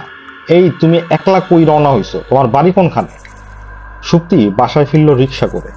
যে ছেলেটা সাইকেলে ধাক্কা দিয়ে তাকে ফেলে দিয়েছে, সে সাইকেলে করে তার পেছনে পেছনে এসেছে। খুবই বিরক্তিকর ছিল। পেছন থেকে সারাক্ষণ কথা বলছে। কি নাম তোমার? সুপ্তি। তুমি আমার উপর খুব রাগ করছো, তাই না? না, আমি জানি রাগ করছো, আমি আসলে বুঝতে পারিনি। আমি রাগ করিনি। তুমি কি সবসময় এরকম একা একা চলাফেরা করো? এটা তো ঠিক না। আপনি আমার পেছন পেছন আসছেন কেন? আপনি চলে যান, তোমাকে বাসায় পৌঁছে দিয়ে আসি। পৌঁছাতে হবে না। পৌঁছাতে হবে কি হবে না সেটা আমি বুঝবো। সুপ্তি, শোনো, আমার নাম জহির। আমি ময়মনসিংহ আনন্দমোহন কলেজে ফার্স্ট ইয়ারে পড়ি। ও আচ্ছা। নেত্রকোনায় আমার দাদার বাড়ি। দাদা অসুস্থ, ওনাকে দেখতে এসেছিলাম। ও আচ্ছা। তুমি কি এখনো আমার উপর রাগ করে আছো? আমি তো আপনাকে বললাম রাগ করিনি। আমাদের বাড়ি চলে এসেছে, সামনে টিনের বাড়িটা আমাদের। আপনি এখন যান। তুমি তো চোখে দেখতে পাও না, তুমি বুঝলে কি করে সামনের বাড়িটা তোমাদের? আমি অনুমানে অনেক কিছু বুঝতে পারি। তুমি কি সত্যি সত্যি চোখে দেখো না? না। আমার নামটা তোমার কি মনে আছে? জহির। আপনার নাম মনে রেখে কি হবে? বলি সুপ্তি রিক্সা থেকে নামলো। রিক্সা ভাড়া দেওয়ার সময় পেল না, জহির দিয়ে দিল। সুপ্তি বলল, আপনি এখন চলে যান, অনেকক্ষণ বিরক্ত করেছেন, আর করবেন না। সুপ্তি ঘরে ঢোকার পরেও জহির কিছুক্ষণ লজ্জিত মুখে বাইরে দাঁড়িয়ে রইল। দুপুরে ম্যাজিশিয়ান ভাত খাচ্ছে, আর সুপ্তি খুব আগ্রহ করে বলছে আজ সে কিভাবে একা একা চলে আসলো। পথে সামান্য সমস্যা হয়েছিল, তবে সেই সমস্যা সামাল দেওয়া গেছে। ম্যাজিশিয়ান বলল, একা একা আসতে পেরে তুমি খুব খুশি? হ্যাঁ, খুশি। আমি অন্য সব মানুষের মতো চলাফেরা করতে চাই। কেউ যেন কোনোদিন বুঝতে না পারে আমার কোনো সমস্যা আছে। ম্যাজিশিয়ান বলল, তা তুমি করতে পারবে? কি করে বললে? আমি অনেক কিছুই বলতে পারি। সুপ্তি হাসতে হাসতে বলল, আপনি অনেক কিছুই বলতে পারেন কি জন্য? আপনি মানুষ না, আপনি গাছ, এই জন্য? তোমার বিশ্বাস হয় না, তাই না? না, হয় না। কারণ আমি তো আর গাছ না, আমি মানুষ। মানুষদের অনেক বুদ্ধি, তারা চট করে কিছু বিশ্বাস করে না। আর একটা কথা বলি, আপনি আমাদের মতোই সাধারণ একজন মানুষ। একটাই তফাৎ, আপনি সুন্দর ম্যাজিক জানেন, আমরা জানি না। ম্যাজিক জানলেই মানুষ অন্যরকম হয়ে যায় না। সুপ্তি, শোনো, আমি কিন্তু আসলেই মানুষ না। সুপ্তি বলল, মানুষ না হলে আপনি কে? আমি তো আগেও তোমাকে বলেছি, আমি আসলে গাছ। সুপ্তি গম্ভীর মুখে বলল, বেশি বেশি গাছ গাছ করবেন না তো। বেশি বেশি গাছ গাছ করলে আমি আপনাকে কেটে লাকড়ি বানিয়ে সেই লাকড়ি দিয়ে হয়তো রেঁধে খেয়ে ফেলবো। বলতে বলতে সুপ্তি হেসে গড়িয়ে পড়ল। ম্যাজিশিয়ান ছেলেটা তাকিয়ে আছে, অদ্ভুত ভাবে তাকিয়ে আছে। চোখের পাতা পড়ছে না, তার বড় বড় চোখ চকচক ঝকঝক করছে। সে চোখের দিকে তাকালে বুকের ভেতর হঠাৎ করে একটা ধাক্কা লাগে। মমিনুদ্দিন বাড়ি ফিরলেন সন্ধ্যার আগে। তার মুখে লজ্জিত ভাব, হাতে কাপড়ের প্যাকেট। সুরমা বললেন, প্যাকেটে কি? মমিনুদ্দিন ইতস্ত করে বললেন, সুপ্তির জন্য একটা শাড়ি এনেছি। মেয়েটা অনেকদিন থেকে শাড়ি শাড়ি করছিল। ভালো করেছো। তোমার জন্য একটা শাড়ি কিনেছি, দেখো তো রংটা পছন্দ হয় কিনা। ম্যাজিশিয়ান ছেলেটার জন্য একটা পাঞ্জাবি এনেছি, ওকে দিয়ে আসো। সুরমা বিস্মিত হয়ে বলল, সবার জন্য কাপড় জামা, ব্যাপার কি? কোনো ব্যাপার না, কিনলাম। টাকা পেয়েছো কোথায়? ছিল কিছু। শাড়িটা পছন্দ হয়েছে? সুরমা আনন্দিত গলায় বললেন, খুব পছন্দ হয়েছে। অজুর পানি দাও, মাগরিবের নামাজ পড়ব। সুরমা অজুর পানি দিতে দিতে বললেন, তুমি যে কবিরাজি ওষুধটা দাও, আমার মনে হয় ওষুধটা কাজ করেছে।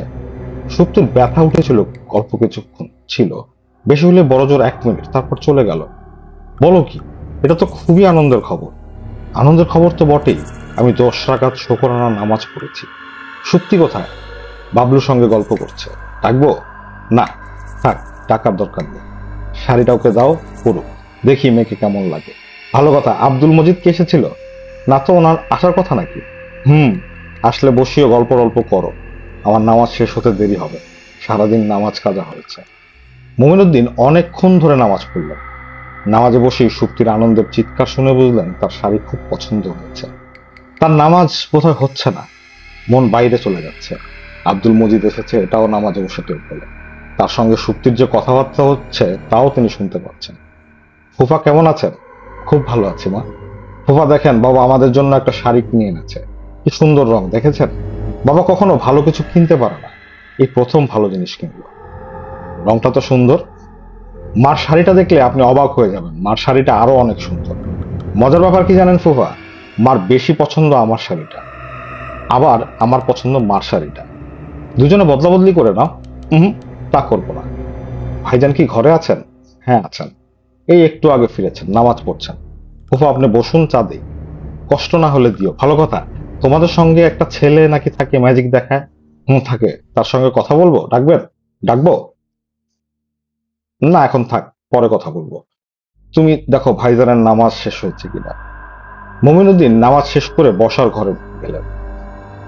আব্দুল মজিদ সঙ্গে সঙ্গে উঠে দাঁড়ালো এবং যথারীতি কদম বুসি করলো। বিনয়ের সঙ্গে আব্দুল মজিদ বলল, ভাইজান ভালো আছেন? মমিনুদ্দিন বললেন, ভালো আছি, তুমি বসো। তার মাথার ভেতর একটা ধাক্কার মতো অনুভব করলেন। তার সমস্ত মাথা ঘুরে উঠলো, কানের ডগা ব্যথা করতে লাগলো এবং তিনি অসম্ভব বিস্ময়ের সঙ্গে আব্দুল মজিদের দিকে তাকালেন। কারণ তার মনে হলো তিনি আব্দুল মজিদ মনে মনে কি ভাবছে সব বুঝতে পারছেন। এটা কি তার মনের কল্পনা, না তিনি আসলেই বুঝতে পারছেন? মানুষের মনের কথা বুঝতে পারার কোনো কারণ নেই, অথচ তিনি যে মনের কথা বুঝতে পারছেন তা সত্যি, এখানে কোনো ভুল নেই। আব্দুল মজিদ মনে মনে ভাবছে, ছাগলা বেটা কি টাকা জোগাড় করছে, মনে তো হয় না।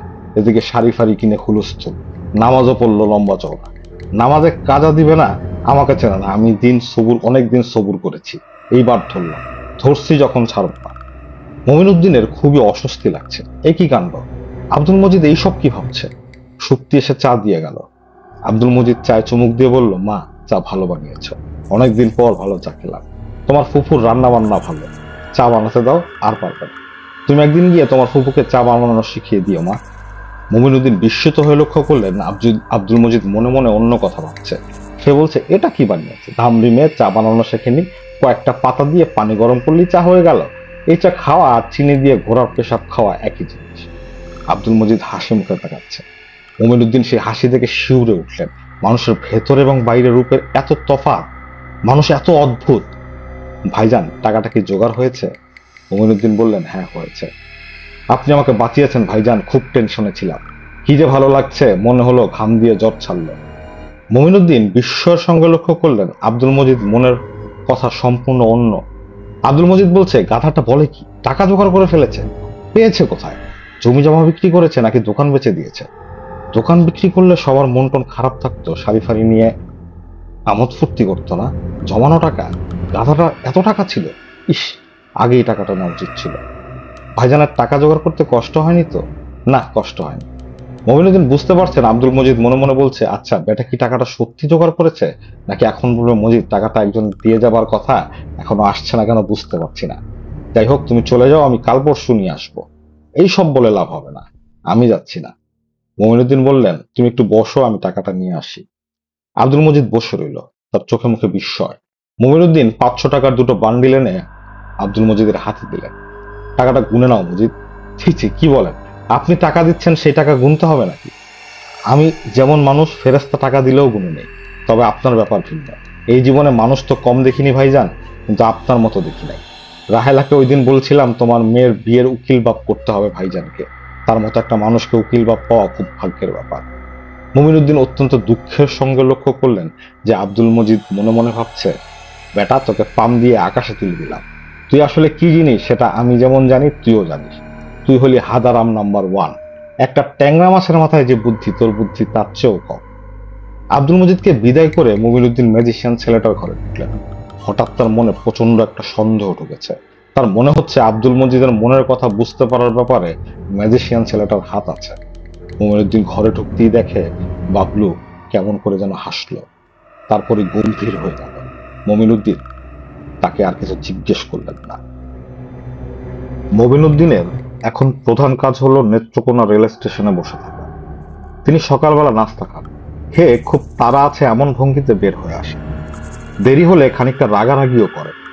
দোকান খুলতে হবে না, কাস্টমার দু একটা এলে সকালবেলার দিকেই আসে। তোমাদের নিয়ে তো দেখি যন্ত্রণায় পড়লাম, সামান্য নাস্তা দিতেই দুপুর। দোকান বিক্রির কথা তিনি সুরমাকে এখনো বলেননি। কিভাবে বলবেন?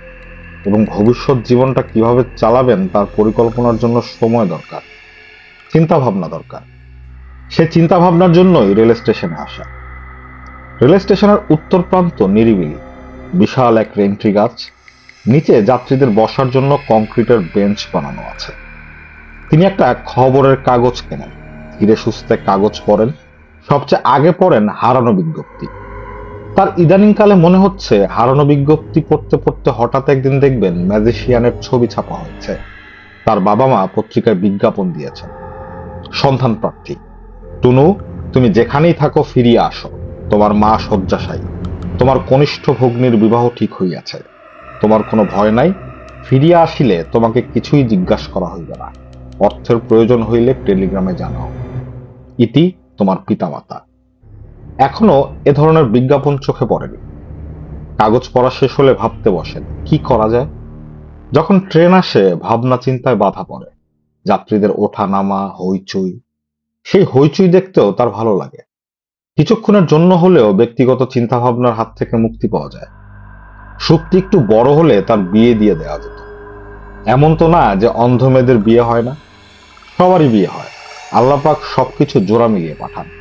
প্রতিটি মেয়ে পাখির জন্য থাকে একটা পুরুষ পাখি, তেমনি প্রতিটি মেয়ের জন্য একজন স্বামী থাকে।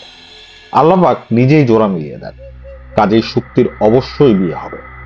সুপ্তির বিয়ে হয়ে গেলে সংসারের মানুষ থাকে মাত্র দুজন, তিনি আর সুপ্তির মা। তারা দুজন গ্রামের বাড়িতে চলে যেতে পারেন।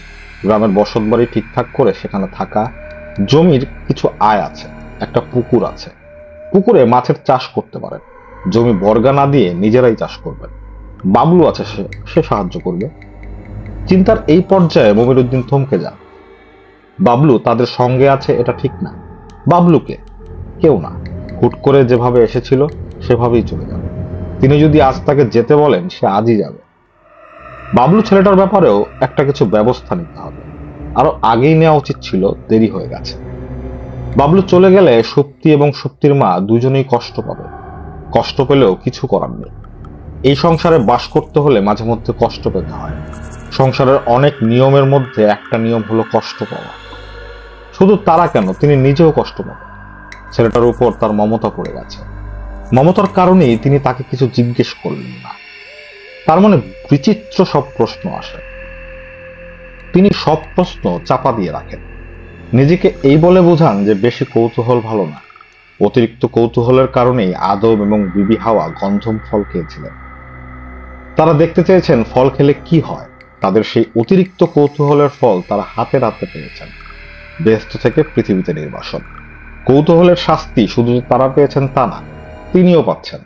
আদম হাওয়ার কৌতূহল যদি কম থাকতো তাহলে এখন তাকে রেল স্টেশনে বসে দুশ্চিন্তায় অস্থির হতে হতো না। তিনি পরম সুখে বেহেশতে বাস করতেন, ফল ফ্রুট খেতেন। রেল স্টেশনে বসে তিনি ম্যাজিশিয়ান ছেলেটার কথাই বেশি ভাবেন।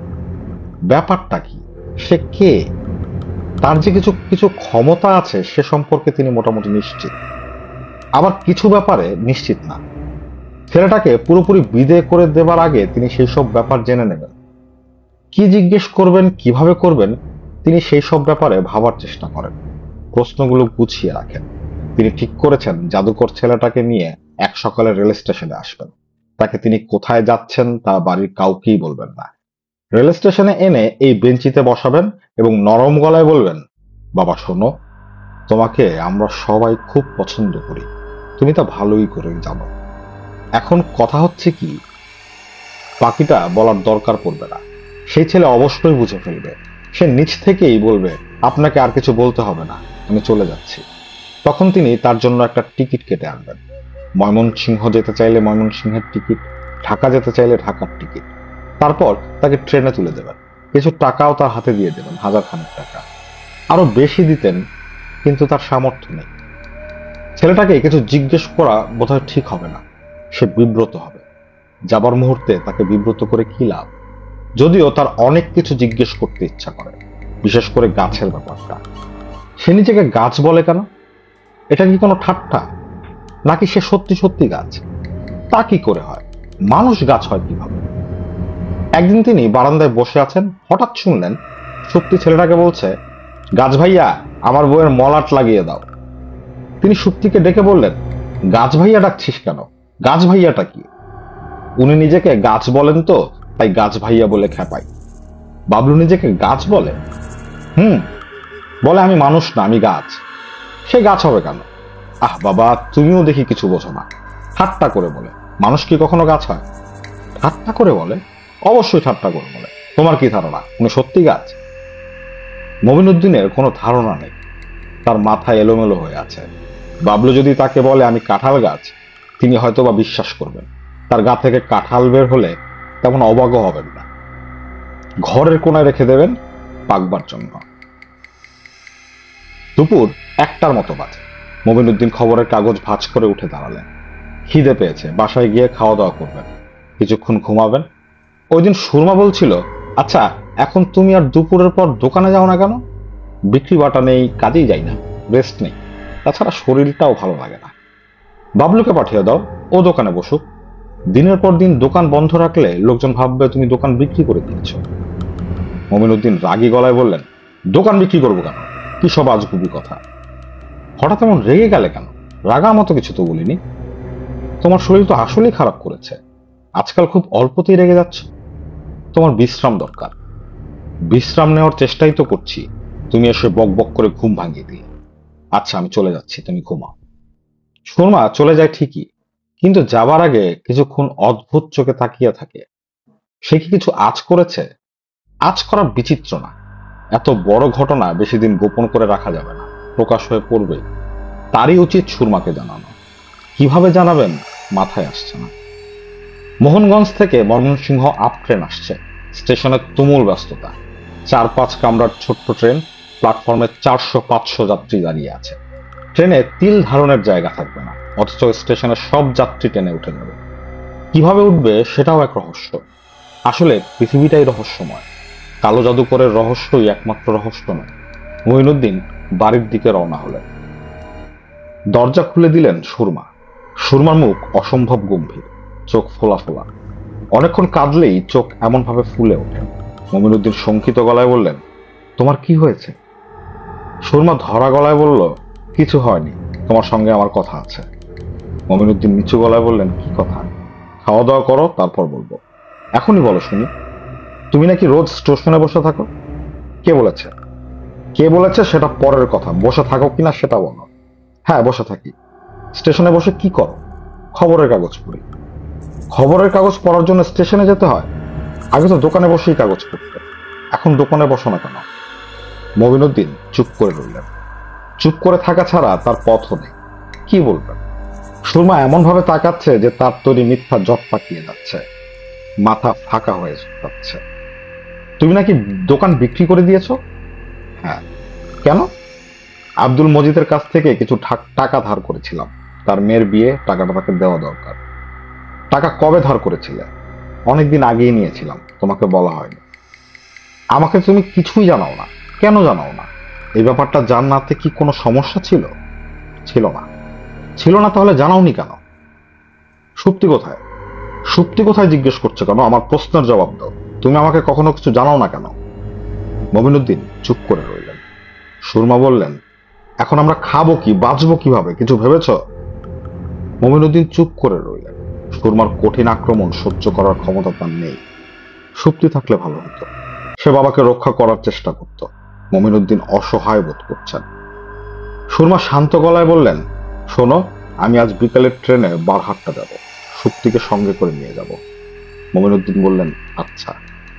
এখন স্ত্রীর প্রতিটি কথায় রাজি হওয়াই হবে সর্বোত্তম পন্থা। বারহাট্টা তার শ্বশুর বাড়ি। সুরমা যদি সুপ্তিকে নিয়ে কয়েকদিন তার বাবা মার কাছে যে থেকে আসে, সেটা ভালোই হবে, তার রাগ কমবে। তিনিও নিরিবিলি কিছুদিন ভাবার সময় পাবেন। চিন্তা ভাবনার জন্য তাকে আর রোজ রোজ স্টেশনে যেতে হবে না। সুরমা তীব্র গলায় বললেন, মানুষকে তুমি মানুষ মনে করো না, মানুষকে ভাবো গাছ। মমিনুদ্দিন মনে মনে বললেন, গাছকে এত তুচ্ছ মনে করার কিছু নেই। গাছ ভয়াবহ ব্যাপার।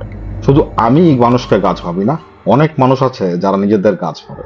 উদাহরণের জন্য দূরে যেতে হবে না, উদাহরণ ঘরেই আছে। মুখ ভোতা করে থাকবে না, ভাত খাও। আমার কাজকর্ম আছে, জিনিসপত্র গোছাতে হবে।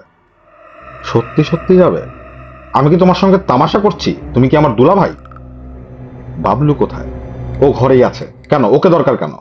এমনি জিজ্ঞেস করলাম, কোনো দরকার নেই।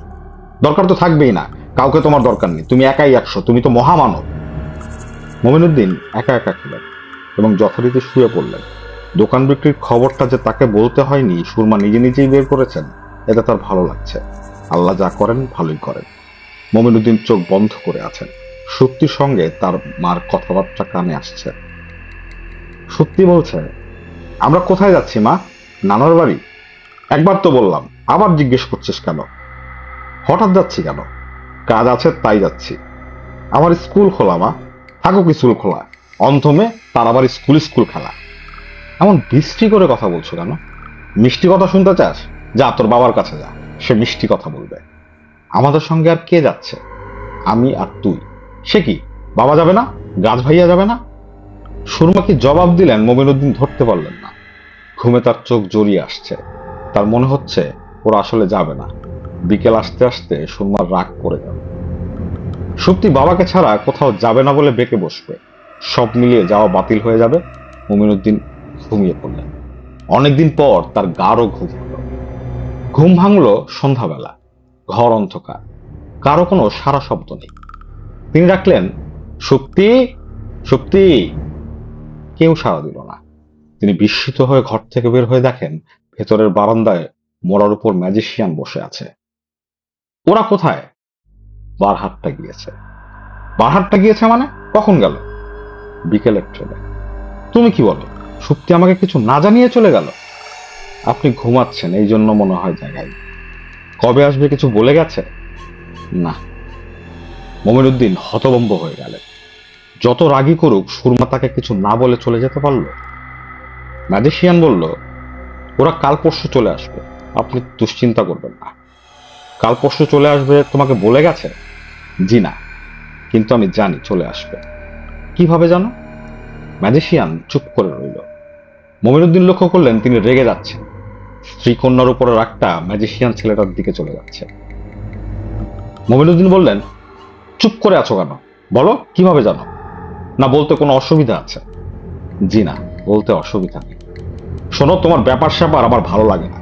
তুমি যা জানো তার নাম ম্যাজিক না, তার নাম জাদুবিদ্যা। জাদুবিদ্যা ভালো জিনিস না, জাদুবিদ্যা খারাপ বিদ্যা। এই বিদ্যার চর্চা করাও খারাপ, ধর্মে নিষেধ আছে। আমি কোনো জাদুবিদ্যা জানি না। ফালতু কথা বলবে না। অবশ্যই তুমি জাদুবিদ্যা জানো। তুমি সুপ্তিকে বলেছো তুমি গাছ, বলো নাই? জি বলেছি। কি জন্য বলেছো? ঠাট্টা করে বলেছো? ঠাট্টা করে বলিনি। তার মানে তুমি বলতে চাচ্ছ তুমি গাছ? ম্যাজিশিয়ান কিছু বলছে না, মাথা নিচু করে আছে। মুমিনুদ্দিন চাপা গলায় বললেন, আচ্ছা যাও, স্বীকার করলাম তুমি গাছ। গাছ কেন সেটা বলো। এক দুই কথায় বলা যাবে না। এক দুই কথায় বলা না গেলে বেশি কথাতেই বলো। আরেকটা কথা। মুমিনুদ্দিন কথা বলার আগেই ম্যাজিশিয়ান বলল, আপনি কি বলতে চাচ্ছেন আমি জানি। আপনি বলতে চাচ্ছেন আমি যেন চলে যাই। তুমি ঠিকই ধরেছ, আমি তাই চাই। জি, আমি চলে যাব। তুমি যাবে কোথায়? ঠিক করিনি কিছু। দেশের বাড়িতে চলে যাও। পথে পথে ঘুরবে কেন? বাবা মার কাছে যাও। বাবা মা নেই। বাবা মা না থাকলে আত্মীয় স্বজন তো আছে, তাদের কাছে যাও। এমন তো না যে তোমার আর কোনো আত্মীয় স্বজন নেই। পথে পথে ঘুরে যে ফকির, তারও 40টা আত্মীয় থাকে। ম্যাজিশিয়ান হাসতে হাসতে বলল, আমার নেই। মুমিনুদ্দিন বিরক্ত হয়ে বললেন, তোমার থাকবে না কেন? তুমি তো আকাশ থেকে নামো, নাকি আকাশ থেকে নেমেছ? ম্যাজিশিয়ান এখনো হাসছে। দরজায় ঠক ঠক শব্দ হচ্ছে। ব্যস্ত ভঙ্গিতে কেউ কড়া নাড়ছে। কে এসেছে? সুরমা এসেছে নাকি? বারহাট্টা থেকে এখন আসার কোনো ট্রেন নেই, তবে বাসে করে চলে আসতে পারে। সুরমার বাবার বাড়িতে পৌঁছাতে হয়তো বুঝতে পেরেছে সে কাজটা ভালো করেনি, তারপর বাসে করে চলে এসেছে। তবে ম্যাজিশিয়ান বলছিল তারা কাল পরশু আসবে। ম্যাজিশিয়ানের কথা তো ভুল হবে না। ম্যাজিশিয়ানের দিকে তাকিয়ে মুবিনুদ্দিন বললেন, কে এসেছে? ম্যাজিশিয়ান সঙ্গে সঙ্গে বলল, আপনার বোনের স্বামী মজিদ সাহেব এসেছেন। মুমিনুদ্দিন ম্যাজিশিয়ানের চোখে মুখে সূক্ষ্ম হাসি লক্ষ্য করলেন। ম্যাজিশিয়ানরা বড় ধরনের কোনো ম্যাজিক দেখাবার আগে যে বিশেষ ভঙ্গিতে হাসে, সেই ভঙ্গির হাসি। মমিনুদ্দিন তীব্র গলায় বললেন, না দেখে বলে ফেললে? তারপরও বলতে চাও তুমি জাদুবিদ্যা জানো না? মমিনুদ্দিন দরজা খুললেন। হ্যাঁ, আব্দুল মজিদ এসেছে। সে অন্য দিনের মতোই হাসি খুশি, তার মুখ উজ্জ্বল, হাতে মিষ্টির হাড়ি। কি খবর আব্দুল মজিদ? জি, খবর ভালো। হাতে কি? রসগোল্লা। শক্তির জন্য এনেছি। নিধু সাহার কাপড়ের দোকানে এসেছিলাম, ভাবলাম আপনাদের খোঁজ নিয়ে যাই। চায়ের পিপাসাও পেয়েছে, এক কাপ চা খেয়ে যাই। চা খাওয়াতে পারবো না, সুরমা শক্তি কেউই বাসায় নেই। সে কি, ওরা কোথায়? বারহাট্টা গিয়েছে। সঙ্গে কে গিয়েছে? ম্যাজিশিয়ান ছেলেটা? ভাইজান, আপনি নিজের বিপদ নিজে ডেকে আনছেন। ছেলেটাকে এখনো তাড়াননি? ওই প্রসঙ্গ বাদ দাও। বাদ দিব কেন? বাদ দেওয়ার মতো বিষয় না তো। শেষ পর্যন্ত একটা কেলেঙ্কারি হবে। যখন হবে তখন দেখা যাবে। তুমি কি কোনো কাজে এসেছো না এমনি এসেছো? আব্দুল মজিদ বসতে বসতে বলল, একটা কাজই এসেছি। বুঝলেন ভাইজান, ওই দিন টাকাটা গুনে না নিয়ে ভুল করেছি, গুনে নেওয়ার দরকার ছিল। মমিনুদ্দিন হতভম্ব হয়ে বললেন, সে কি, টাকা কম ছিল নাকি? আব্দুল মজিদ হাসতে হাসতে বলল, জি না, একটা 500 টাকার নোট বেশি ছিল।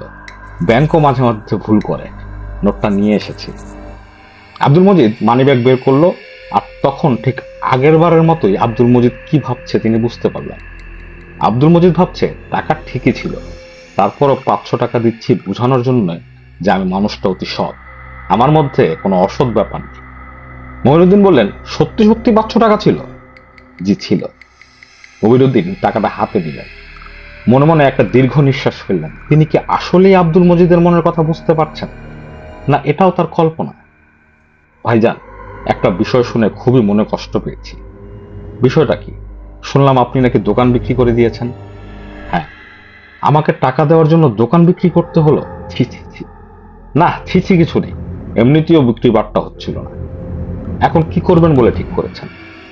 গ্রামের বাড়িতে চলে যাব বলে ঠিক করেছি। কিছু ধানি জমি আছে, পুকুর আছে, শহরের এই বাড়ি বিক্রি করলে কিছু টাকা পাবো। বুদ্ধিটা খারাপ না ভাইজান। পুকুরে যদি মাছের চাষ করেন ভালো আয় হবে।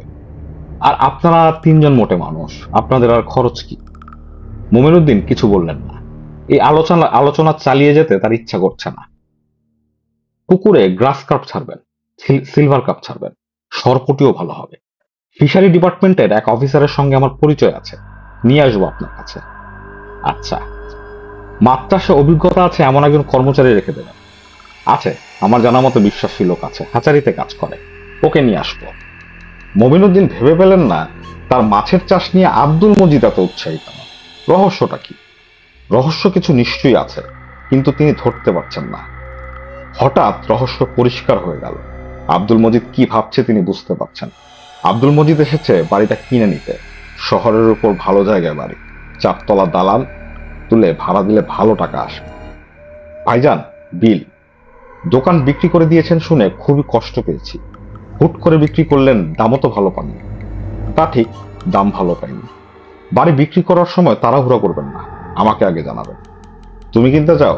তুমি তো বলেছিল তোমার টাকা পয়সার সমস্যা। সমস্যা তো আছেই, সমস্যা যাই থাকুক জোগাড় করব। আপনি ক্ষতিগ্রস্ত হবেন তা ঠিক না। বাড়ি কবে নাগাদ বিক্রি করার কথা ভাবছেন? এখনো এই বিষয়ে কিছু ভাবিনি। দেরি করা ঠিক হবে না। দেরি করা মানে জমা টাকা খরচ করা। তাড়াতাড়ি ডিসিশন নিয়ে কাজকর্ম শুরু করে দেওয়া দরকার। আমি কাল পরশুর মধ্যে হ্যাচারির লোকের সঙ্গে কথা বলবো। আপনার একটা ভালো ব্যবস্থা না করা পর্যন্ত মনে শান্তি পাচ্ছি না ভাইজান। ও আচ্ছা ভাইজান, আমি আজ তাহলে উঠি। মমিনুদ্দিন আব্দুল মজিদকে বিদায় দিয়ে বারান্দায় এসে দাঁড়ালেন। ম্যাজিশিয়ান ছেলেটা ঠিক আগের জায়গাতেই বসে আছে। তাকে এখন লাগছে পাথরের মূর্তির মতো। মমিনুদ্দিনকে দেখে সে উঠে দাঁড়ালো। মমিনুদ্দিন বললেন, তুমি কি কিছু বলবে? সে না সূচক মাথা নাড়ালো। মমিনুদ্দিন বললেন, তোমাকে আমার একটা কথা জিজ্ঞেস করার ছিল। জিজ্ঞেস করলে জবাব দেবে? জি দেব। আমার কাছে মনে হচ্ছিল আমি আব্দুল মজিদের মনের কথা বুঝতে পারছি। এটা কি সত্যি? জি সত্যি। এটা কিভাবে সত্যি হয়? আমি আপনাকে সাহায্য করেছি। তুমি এইসব শিখলে কিভাবে? আমি একটা খাতায় আমার ব্যাপারটা লিখেছি। খাতাটা আপনাকে দিয়ে যাব, আপনি পড়বেন। পড়া শেষ হলে খাতাটা নষ্ট করে ফেলবেন। মমিনুদ্দিন দীর্ঘ নিঃশ্বাস ফেলে বললেন, তোমাকে আমি খুবই পছন্দ করি, কিন্তু এইসব ব্যাপার আমার ভালো লাগে না। মানুষ হবে সহজ সরল স্বাভাবিক। এইসব কি? আমার দুর্ভাগ্য যে আমি অন্যরকম লিখেছি। কিভাবে হলে? আমি সব লিখেছি, পড়লেই আপনার কাছে পরিষ্কার হবে। আমি চলে যাচ্ছি, আপনি পড়ুন। আচ্ছা, আপনি পড়ুন। তুমি চলে যাচ্ছ তার মানে কি? কোথায় যাচ্ছ? বুঝতে পারছি না কোথায় যাচ্ছি। আপনার কাছে আমার একটা ক্ষমা প্রার্থনার ব্যাপারও আছে। দয়া করে আমাকে ক্ষমা করে দেবেন। মমিনুদ্দিন বিস্মিত হয়ে বললেন, তুমি কি করেছো যে তোমাকে ক্ষমা করতে হবে? আমি নিজেকে আপনার ছেলের মতো করে উপস্থিত করেছি। তার চেহারা, তার গলার স্বর অনুকরণ করেছি। এমনকি নিজের নামও বলেছি টুনু। আমি এই ব্যাপারগুলি করতে পারি। আমার অনেক ক্ষমতা। তুমি কি এখন চলে যাচ্ছ? তুমি যে ভঙ্গিতে কথা বলছো তাতে তো সেরকমই মনে হচ্ছে। জি, আমি এখনই চলে যাচ্ছি। আপনার সঙ্গে আমার আর দেখা হবে না। শক্তি আপনার মার সঙ্গে দেখা না করেই চলে যাবে? জি। তোমার কষ্ট হবে না? মন খারাপ করবে না? আমি অর্ধেক বৃক্ষ, মানুষের আবেগ আমার নেই। আপনি যে স্নেহ করেছেন সেই স্নেহ অপাত্রে করেছেন। মমিনুদ্দিন আগে লক্ষ্য করেন, এখন লক্ষ্য করলেন ঠিক যে পোশাকে কালো জাদুকর এই বাড়িতে ঢুকেছিল সে সেই পোশাকই পরে আছে। পাতলা একটা শার্ট, খালি পা, কাঁধে ছেঁড়া সুতি ওঠা একটা কাপড়ের ব্যাগ। টুনুর মুখের কোনো আদল তার মুখে এখন আর নেই। নিগ্রোদের চুলের মতো ঘন কালো কোঁকড়ানো চুল, চোখের সাদা অংশ অতিরিক্ত সাদা, মনে হয় অন্ধকারে জ্বলছে। মমিনুদ্দিন হতভম্ব গলায় বললেন, তোমার নাম কি? এখন আমার কোনো নাম নেই, তবে একসময় সুন্দর একটা নাম ছিল। সেই নামটা কি? টগর। কালো জাদুকর ঘর থেকে বের হয়ে গেল, একবারও পেছন ফিরে তাকালো না। একবার বলল না, আপনারা আমাকে পুত্র স্নেহে রেখে দিলেন, এই স্নেহের ঋণ আমি স্বীকার করছি। সে এমন ভাবে ঘর থেকে বের হলো যেন কারো কাছেই তার কোনো ঋণ নেই। মবিনুদ্দিন সাহেবের কাছে ম্যাজিশিয়ান যে খাতাটা রেখে গিয়েছিল, সেই খাতায় সে যে গল্পটি লিখেছে সেটা অনেকটা এরকম। আমি আমার জীবনের অদ্ভুত একটা গল্প লিখছি। যারা গল্পটি পড়বেন তাদের যে বিশ্বাস করতে হবে এমন না। বিশ্বাস করার কোনো দরকারই নেই, আবার অবিশ্বাস করারও দরকার নেই। বিশ্বাস অবিশ্বাসের মাঝামাঝিটা করলেই হবে। আমরা সবসময় বিশ্বাস অবিশ্বাসের মাঝামাঝি জগতে বাস করি। কে জানে, হয়তো এই জগৎই সত্যি। আমার মা খুব অল্প বয়সে মারা গিয়েছিলেন। মার কোনো স্মৃতি আমার মনে নেই। শুধু একটা স্মৃতি আছে, আমি একটা জলচৌকিতে উবু হয়ে বসে আছি। মা আমার মাথায় ঠান্ডা পানি ঢালছেন। আমার প্রচন্ড শীত লাগছে, আমি শীতে কাঁপছি। মাথায় পানি ঢালার সময় মার হাতের কাচের চুড়িতে টুনটুন শব্দ হচ্ছে। আমার কাছে মার স্মৃতি হচ্ছে ঠান্ডা পানি ঢালার শব্দ, চুরির টুনটুন শব্দ। ব্যাস, এই পর্যন্তই। মার চেহারার কোনো স্মৃতি আমার নেই। তিনি দেখতে কেমন ছিলেন, তার কি মায়া মায়া চোখ ছিল, তিনি কি পান খেয়ে ঠোঁট লাল করে রাখতেন, কিছুই জানি না। মার মৃত্যুর 2 বছর পর বাবা আবার বিয়ে করে। নতুন মার কথা আমার খুব মনে আছে। নতুন মার চেহারা খুব সুন্দর ছিল। তিনি হাসি খুশি ধরনের ছিলেন। স্বভাবটা ছিল ছটফটে ধরনের, অনেকটা চড়ুই পাখির মতো। কোথাও বেশিক্ষণ স্থির হয়ে থাকতে পারতেন না। নতুন মা আমাকে খুব আদর করতেন। আসল মার আদর কেমন তা তো জানি না। নতুন মার আদর পেয়েই আমার আনন্দের সীমা ছিল না। তিনি আমাকে গ্রহণ করেছিলেন বন্ধু হিসাবে, খেলার সাথী হিসেবে। নতুন মার বয়স অল্প ছিল, তার খেলার সঙ্গীর প্রয়োজন ছিল। আমার বাল্যকাল এবং কৈশোর কেটেছে খুবই সুখে। আমার সুখ স্থায়ী হলো না।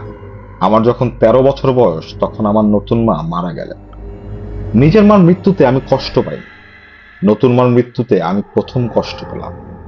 নতুন মাও সম্ভবত অন্য ভুবনে যাত্রার আগে আমার কথা ভেবে কষ্ট পাচ্ছিলেন, কারণ তিনি মৃত্যুর আগে কাঁদতে কাঁদতে বলেছিলেন, আহারে, আমি চল্লা গেলে আমার টগরের কে দেখবো। তখন তার নিজের একটা মেয়ে আছে, তারও ফুলের নামে নাম, পারুল। খুবই আশ্চর্যের কথা, একবারও তিনি তার নিজের মেয়ের কথা বললেন না। একবারও বললেন না আমার পারুল রেখে দেখবে। তিনি কাঁদতে কাঁদতে আমার কথা ভাবতে লাগলেন, আমার কথা বলতে লাগলেন। মার মৃত্যুর পর বাবা আমাকে ডেকে বললেন, বুঝলি টগর, আমার কপালে সংসার নেই, বিয়ে শাদী আর করবো না। তোর ছোট বোনটাকে তো বড় করা লাগবে, দুইজনে মিলেই পারবো, কি বলিস? আমি বললাম, পারবো। বাবা বললেন, শিশু মানুষ শিশু মানুষ করা খুব কঠিন, দুজনে মিলে এই কঠিন কাজটা সমাধান করতে হবে। উপায় কি? তবে মেয়ে তো একটু বড় হলে দেখবি আমাদের আর তাকে পালতে হচ্ছে না, উল্টা সেই আমাদের পালছে। কয়েকটা বছর ধৈর্য ধরে তোর বোনটাকে বড় করতে হবে। আগের মতো আর বাইরে ঘোরাঘুরি করা যাবে না, বেশিরভাগ সময় এখন ঘরেই থাকতে হবে। বাবা খুবই অস্থির প্রকৃতির মানুষ ছিলেন। তিনি ছোটখাটো ব্যবসা করতেন, কোনো ব্যবসাতেই মন বসত বলে মনে হয় না। একটা ব্যবসা মোটামুটি দাঁড়িয়ে গেলে সেটা ছেড়ে তিনি অন্য ব্যবসা করতেন। তার ঘুরে বেড়ানোর খুব শখ ছিল। তার কথা হলো, মানব জীবন অল্প দিনের, এই অল্প দিনে যা দেখবার তা দেখে নিতে হবে। মৃত্যুর পর দেখার কিছুই নেই। দোজকে যে যাবে সে আর দেখবে কি? তার জীবন যাবে আগুন দেখতে দেখতে। আর বেহেশতেও দেখার কিছু নেই। বেহেশতের সবই সুন্দর। যার সবই সুন্দর তার সৌন্দর্য বোঝা যায় না। সুন্দর দেখতে হয় অসুন্দরের সঙ্গে। খুব ভারী ধরনের কথা। বাবা ভারী ভারী কথা বলতে পছন্দ করতেন। মার মৃত্যুর পর বাবা অস্থির স্বভাবের তেমন কোনো পরিবর্তন হলো না। তিনি আগের মতোই রইলেন, বরং অস্থিরতা সামান্য বাড়ল। মূলত আমি একাই বোনের দেখাশোনা করতে লাগলাম। বাড়িতে একটা কাজের মহিলা ছিল, তাকে আমরা রহিমা খালা ডাকতাম। রহিমা খালা খুবই দায়িত্ববান মহিলা ছিলেন। সংসার তিনি একাই সামলাতে লাগলেন। যদিও আগে বলেছি আমি বোনের দেখাশোনা করতে লাগলাম, আসলে ঘটনাটা সেরকম না। আমার বোন একা একাই বড় হতে লাগলো। সে খেলতো নিজের মনে, হেঁটে বেড়াতো নিজের মনে।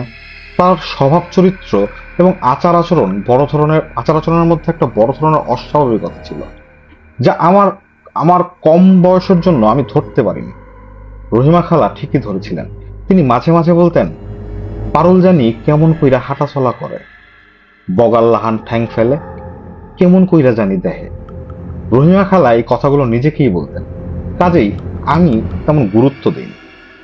পারুলের যে অস্বাভাবিকতাটা আমার চোখে পড়তো তা হলো সে অন্ধকারে সারা বাড়ি হেঁটে বেড়াতে পারত। ভাবটা এমন যেন সে অন্ধকারে দেখতে পায়। আসল ব্যাপারটা ছিল পুরো অন্যরকম। সে চোখে কিছুই দেখতো না, সে জন্মান্ধ ছিল। তার টানা টানা সুন্দর চোখ দেখে এ ব্যাপারটা বোঝার কোনো উপায় ছিল না। আমরা কিছুই বুঝতে পারিনি। বাবা বেখেয়ালি ধরনের মানুষ, তার ধরতে পারার কথা না। আর আমার বয়স তো নিতান্তই অল্প। মা বেঁচে থাকলে অবশ্য ধরতে পারতেন। ব্যাপারটা যখন ধরা পড়লো তখন পারুলের বয়স 4। আমরা সবাই হতভম্ব হয়ে পড়লাম। অন্ধকারে তার অনায়াসে হাঁটাহাঁটির অর্থ তখনই পরিষ্কার হলো। তার কাছে আলো এবং অন্ধকার আলাদা কিছু ছিল না। দৃষ্টিশক্তি না থাকলেও পারুলের অন্য সব ইন্দ্রিয় অত্যন্ত তীক্ষ্ণ ছিল। 5 বছর বয়সী সে সবকিছু নিজের মতো করে করতে পারত। বাবা অত্যন্ত দুঃখিত হলেন। সংসারে এমনিতেই তার মন ছিল না। এরপর মন আরো উঠে গেল। বেশিরভাগ সময় তিনি বাইরে বাইরে থাকতে শুরু করলেন। বাড়িতে যতক্ষণ থাকতেন গম্ভীর হয়ে বসে থাকতেন।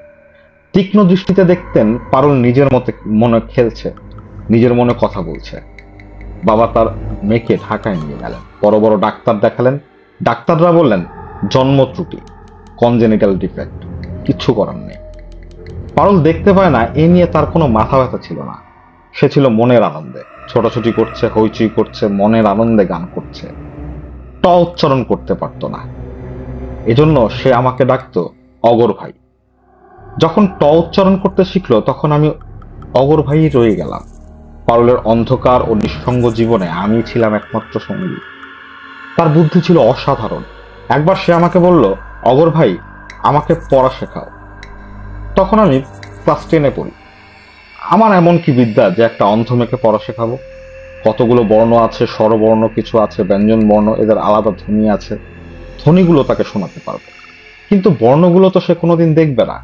কাগজের উপর বর্ণগুলি বড় বড় করে লিখে তার উপর দিয়ে পারুলের আঙ্গুল বুলিয়ে নিলে সে কিছুটা আঁচ হয়তো পাবে, কিন্তু যুক্ত বর্ণ বুঝবে কি করে? আর বুঝতে পারলেও এত কিছু সে মনে রাখবে কি করে? আমি খুবই অনাগ্রহের সঙ্গে কাগজে লিখে শুরু করলাম, এবং অত্যন্ত বিস্ময়ের সঙ্গে দেখলাম পুরো ব্যাপারটা পারুল শিখলো অস্বাভাবিক দ্রুততায়। সে যত না আনন্দিত হলো তার চেয়ে 100 গুণ আনন্দিত হলাম আমি নিজে। পারুল বেশিরভাগ সময় খুব হাসি খুশি থাকতো। তবে সে সত্যি হাসি খুশি থাকতো না হাসি খুশি থাকার ভান করতো তা আমি জানি না। তবে মাঝে মাঝে মন খারাপ করতো। মন খারাপটা বেশিরভাগ সময় হতো যখন কোনো একটা জিনিস সে বুঝতে চাইতো অথচ আমি তাকে বোঝাতে পারতাম না। যেমন রং আসলে কি? পারুল জানতে চাইলো আম যখন কাঁচা থাকে তখন তার রং তোমরা বলো সবুজ, পাকলে হয় হলুদ। এর মানে কি? একটা কাঁচা আমের গন্ধ একরকম, পাকা আমের গন্ধ আরেক রকম, এটা আমি বুঝতে পারি। গন্ধ না শুকে হাত দিয়ে ছুঁয়ে বোঝাও যায় কোনটা কাঁচা কোনটা পাকা, কিন্তু হাত দিয়ে ছুঁয়ে গন্ধ না শুকে দূর থেকে তুমি কি করে বলবে কোনটা কাঁচা কোনটা পাকা? রং দেখে। সেই রংটা কি? একটা জিনিসের অনেকগুলো রং কেন হয়, কিভাবে হয়? আমি বুঝাতে পারি না, হতাশ বোধ করি। সে চোখে দেখতে পায় তার কাছে রঙের ব্যাপারটা যত সহজ, যে দেখতে পায় না তার কাছে এটা ততই কঠিন। একসময় লক্ষ্য করলাম পারুলের বেশিরভাগ প্রশ্নেরই আমি জবাব দিতে পারছি না। তার প্রশ্নগুলি ক্রমে ক্রমেই কঠিন হয়ে উঠছে। অগর ভাইয়া, তুমি প্রায় বলো চাঁদের আলো সুন্দর, তাহলে কি সূর্যের আলো অসুন্দর? অসুন্দর না, তবে চাঁদের আলো বেশি সুন্দর। চাঁদের আলো নরম। আলোর ভেতর নরম আর শক্ত কি? তুমি তো আর আলো হাত দিয়ে ধরতে পারছো না। কথার কথা বললাম। সূর্যের আলো গায়ে লাগলে আমি বুঝতে পারি, চাঁদের আলো বুঝতে পারি না কেন? ওই যে বললাম চাঁদের আলো খুব হালকা। হালকা বলছো কেন? আলোর কি ওজন আছে? পারুল, আমি বুঝতে পারছি না। তুমি একবার বলেছিলে পৃথিবীতে সব মিলিয়ে মাত্র 7টা রং। আসলে কি তাই? হ্যাঁ, 7টা রং। তবে একটা রঙের সঙ্গে অন্য রং মিলে নতুন রং তৈরি হয়। বুঝতে পারছি না। চিনির সঙ্গে যদি সামান্য লবণ মেশানো হয় তাহলে খাবারে যেমন মিষ্টি স্বাদ থাকে, তার সঙ্গে একটা নোনা স্বাদও থাকে, অনেকটা এরকম। তার মানে কি এই পৃথিবীতে রঙের কোনো সীমা নেই? হ্যাঁ, তাই। আরো পরিষ্কার করে বুঝিয়ে বলো, আমি কিছুই বুঝতে পারছি না। তাকে বুঝাতে পারি আমি নিজে যেমন হতাশ হই, পারুল তার চেয়ে বেশি হতাশ হয়। সে প্রাণপণে চেষ্টা করে তার হতাশা চেপে রাখার, সেই চেষ্টা ফলবতী হয় না। পারুল যতই বড় হতে থাকলো তার ভেতর থেকে হাসি খুশি ভাব ততই কমে যেতে লাগলো, এবং তার প্রশ্নগুলি ততই অদ্ভুত হতে লাগলো। যেমন সে একদিন জিজ্ঞেস করলো, অগর ভাইয়া, একটা মেয়ে যখন একটা ছেলেকে পছন্দ করে তার মানে ধরো ভালোবাসে, তখন কি ভালোবাসারও রং আছে? না। না কেন? সবকিছুর রং আছে, ভালোবাসার রং থাকবে না কেন? থাকতেই হবে। ভালোবাসার খুব সুন্দর রং থাকবে, ঘৃণার থাকবে কুৎসিত রং, অবহেলার একরকম রং, আবার অভিমানের অন্যরকম রং।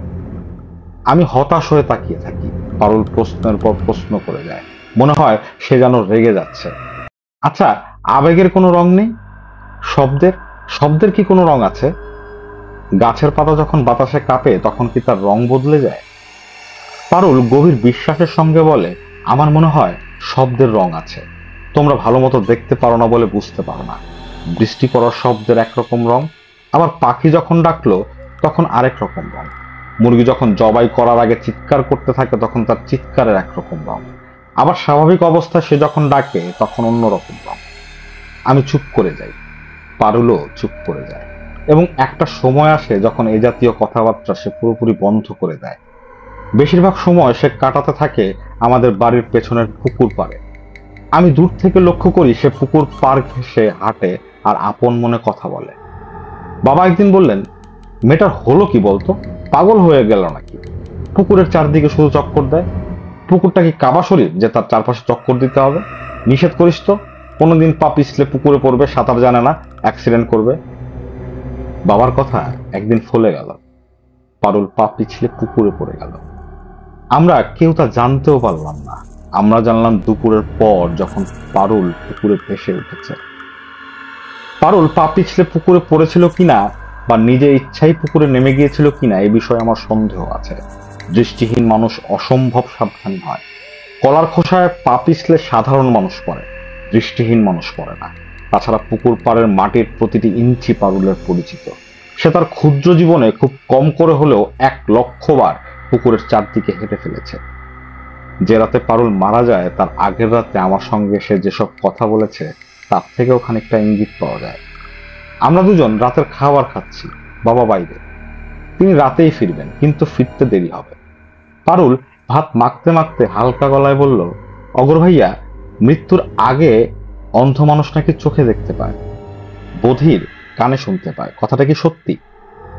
আমি বললাম, কে বলেছে? রহিমা খালা বলেছে। ঠিক বলেনি।